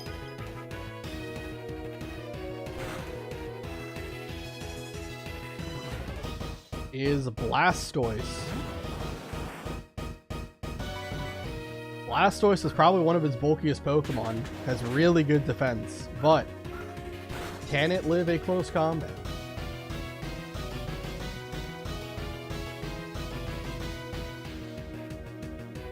It cannot. Blastoise is, again, just like every other Pokemon so far, has been one-shot. And there is one Pokemon that stands between us and a successful hardcore Deathless Nuzlocke of Pokemon HeartGold, and that Pokemon is Snorlax. And Snorlax, being a normal type, it's weak to fighting, and even though it has a titanic HP stat, I think we're going to be able to say that officially, after 8 streams and completing the entirety of both Johto and Kanto, we have officially beaten our Pokemon HeartGold Hardcore Deathless Nuzlocke without really any issue. We played that perfectly. Player defeated Pokemon Trainer Red, we get a bunch of money, but the big thing is, after that incredible dialogue from Red, we get the credits for real this time. Saw the credits earlier with the whole Elite Four stuff, but now we get to see it for the last time, and the official closure we need to say that we beat this run officially. This was an incredible run. The encounter luck I got early on in the game was insane. Kind of, you know, went downhill afterwards, but still, we got some really good encounters early on that helped me out with the tricky early game of this game. Trust me, it can be tough getting through the early part of HeartGold Soul Silver, but we did it as best as we could. The Elite Four did kind of give me a little bit of trouble, but I think we came up with a good plan for that too. And really, the Elite Four is as hard as it usually gets for most Pokemon games. If you can beat the Elite Four, you can usually beat anything. And so Kanto was really not that bad. I don't really think any of the Kanto gym leaders really gave me any issue. And I think the plan we came up for Red was perfectly executed.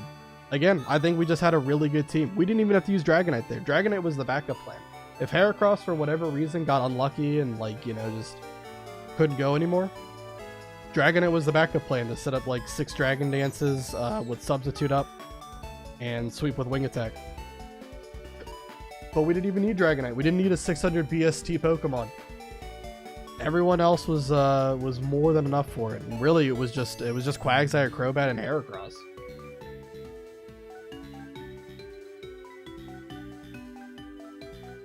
All of those Pokemon really helped out a lot. I think if I had to say an MVP for this run, though, if I had to give out like an MVP trophy, I'd probably say it was Starmie.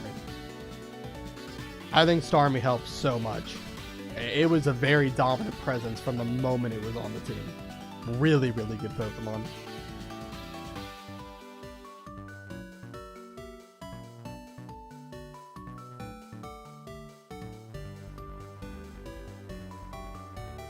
Quagsire helped out a lot over the course of the adventure. Water Absorb, Adamant Nature, that's an incredible combination. Heracross always was really good, especially for like the early gym battles. Just having like a 125 attack stat Pokemon on your side is fantastic. Crobat was reliable as heck. Chosen One by the Unknown. Blissey wasn't really here very long, but it's such a good Pokemon. I don't really think I need to praise it too much. I think you've seen what Blissey can do. That thing is an absolute tank on the special side. And Dragonite also didn't get to do anything, but it could have. It could have.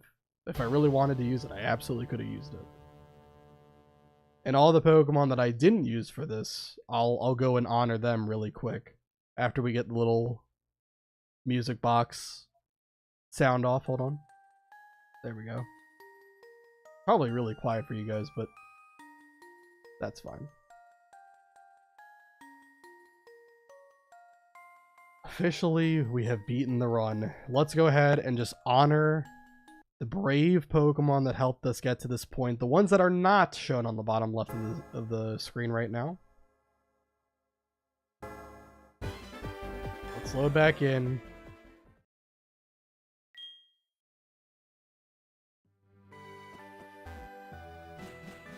Head down the stairs. We're going straight to the nearest Pokemon Center. I guess that would be Cherry Grove City, right? Alright, let's go straight there. And even though I'm a little bit sick still, I'm so glad we were able to do this. Honestly, it wasn't as quick of a stream as I thought it would be. I thought it would be like not even 3 hours, but it took a long time to level everybody up with those rare candies. So the big people that I wanna praise: Houndoom, fantastic Pokemon. As soon as we got this thing, it was absolutely critical. Didn't get to do much for Sabrina, but it was a massive force for beating Erica, and did really, really well against Blue, just sweeping through the entire team using that Executor to set up on. So Houndoom has to be acknowledged. Jumpluff. I've talked about this many times, but this thing is the best grass type in Johto. I love this thing. It's my third favorite Pokemon of all time. I always love getting to use it. And that combination of Leech Seed and Sleep Powder, fantastic. Helped me in so many different fights for setting up on, setting up with Feraligatr with like Agility Swords Dance, or Gyarados with Dragon Dance. It was great. Speaking of Gyarados, let's go ahead and say Gyarados helped out a ton here. It's one of the best Pokemon in any, Nuzlocke adventure that you can have. Intimidate is such a great ability. Its stat spread is absolutely elite. And it learns Dragon Dance, which helps it just have sweeping potential. It's great. Espeon. Another really good Pokemon. The moment we got it, it became really good. Helped out with Chuck a whole bunch. Helped out in the Elite Four a ton, especially against both Will, Koga, and Bruno. All of those, it was nice for. Actually, I think I used Starmie for Bruno instead of Espeon, but still, actually no, I did use Espeon. Yeah, I did use Espeon for Bruno, but it helped out in so many different fights throughout the game. It was absolutely critical to have this guy on our team, and it was female too. 1 in 8 chance of being female for Eevee.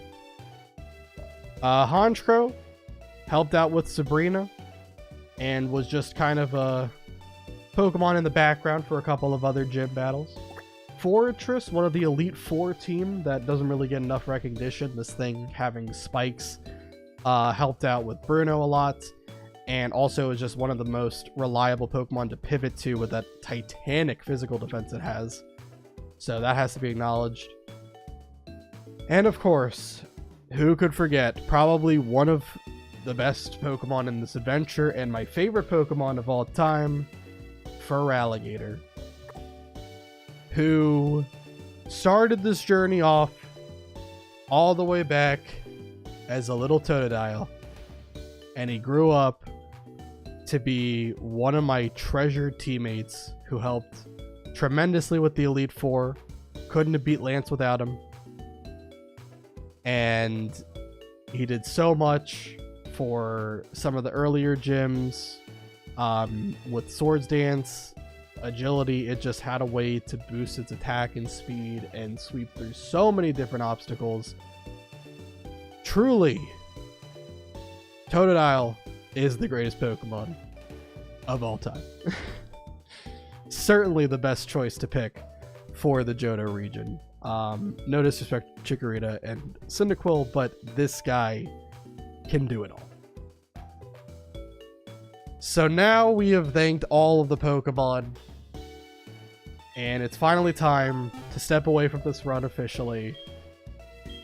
We don't have to worry about playing it anymore. We have done everything we needed to do. Everything that we were trying to do with this Nuzlocke. We can say that officially we have beaten this game, and there's no reason to continue with it. And I'm so happy to say that. I've been ready to move on for a little while.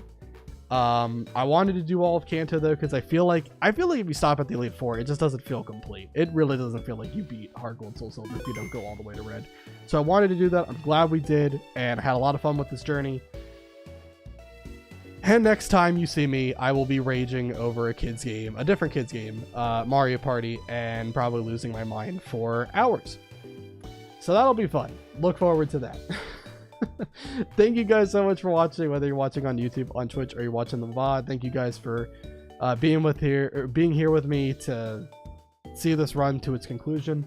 Thank you specifically to Doctor, Brett, DinoFan, Froggy for all being here. You guys are awesome, fun to talk to, make for a lively chat. HeartGold is officially done. We're moving on to another challenge run, and I will see you all next time.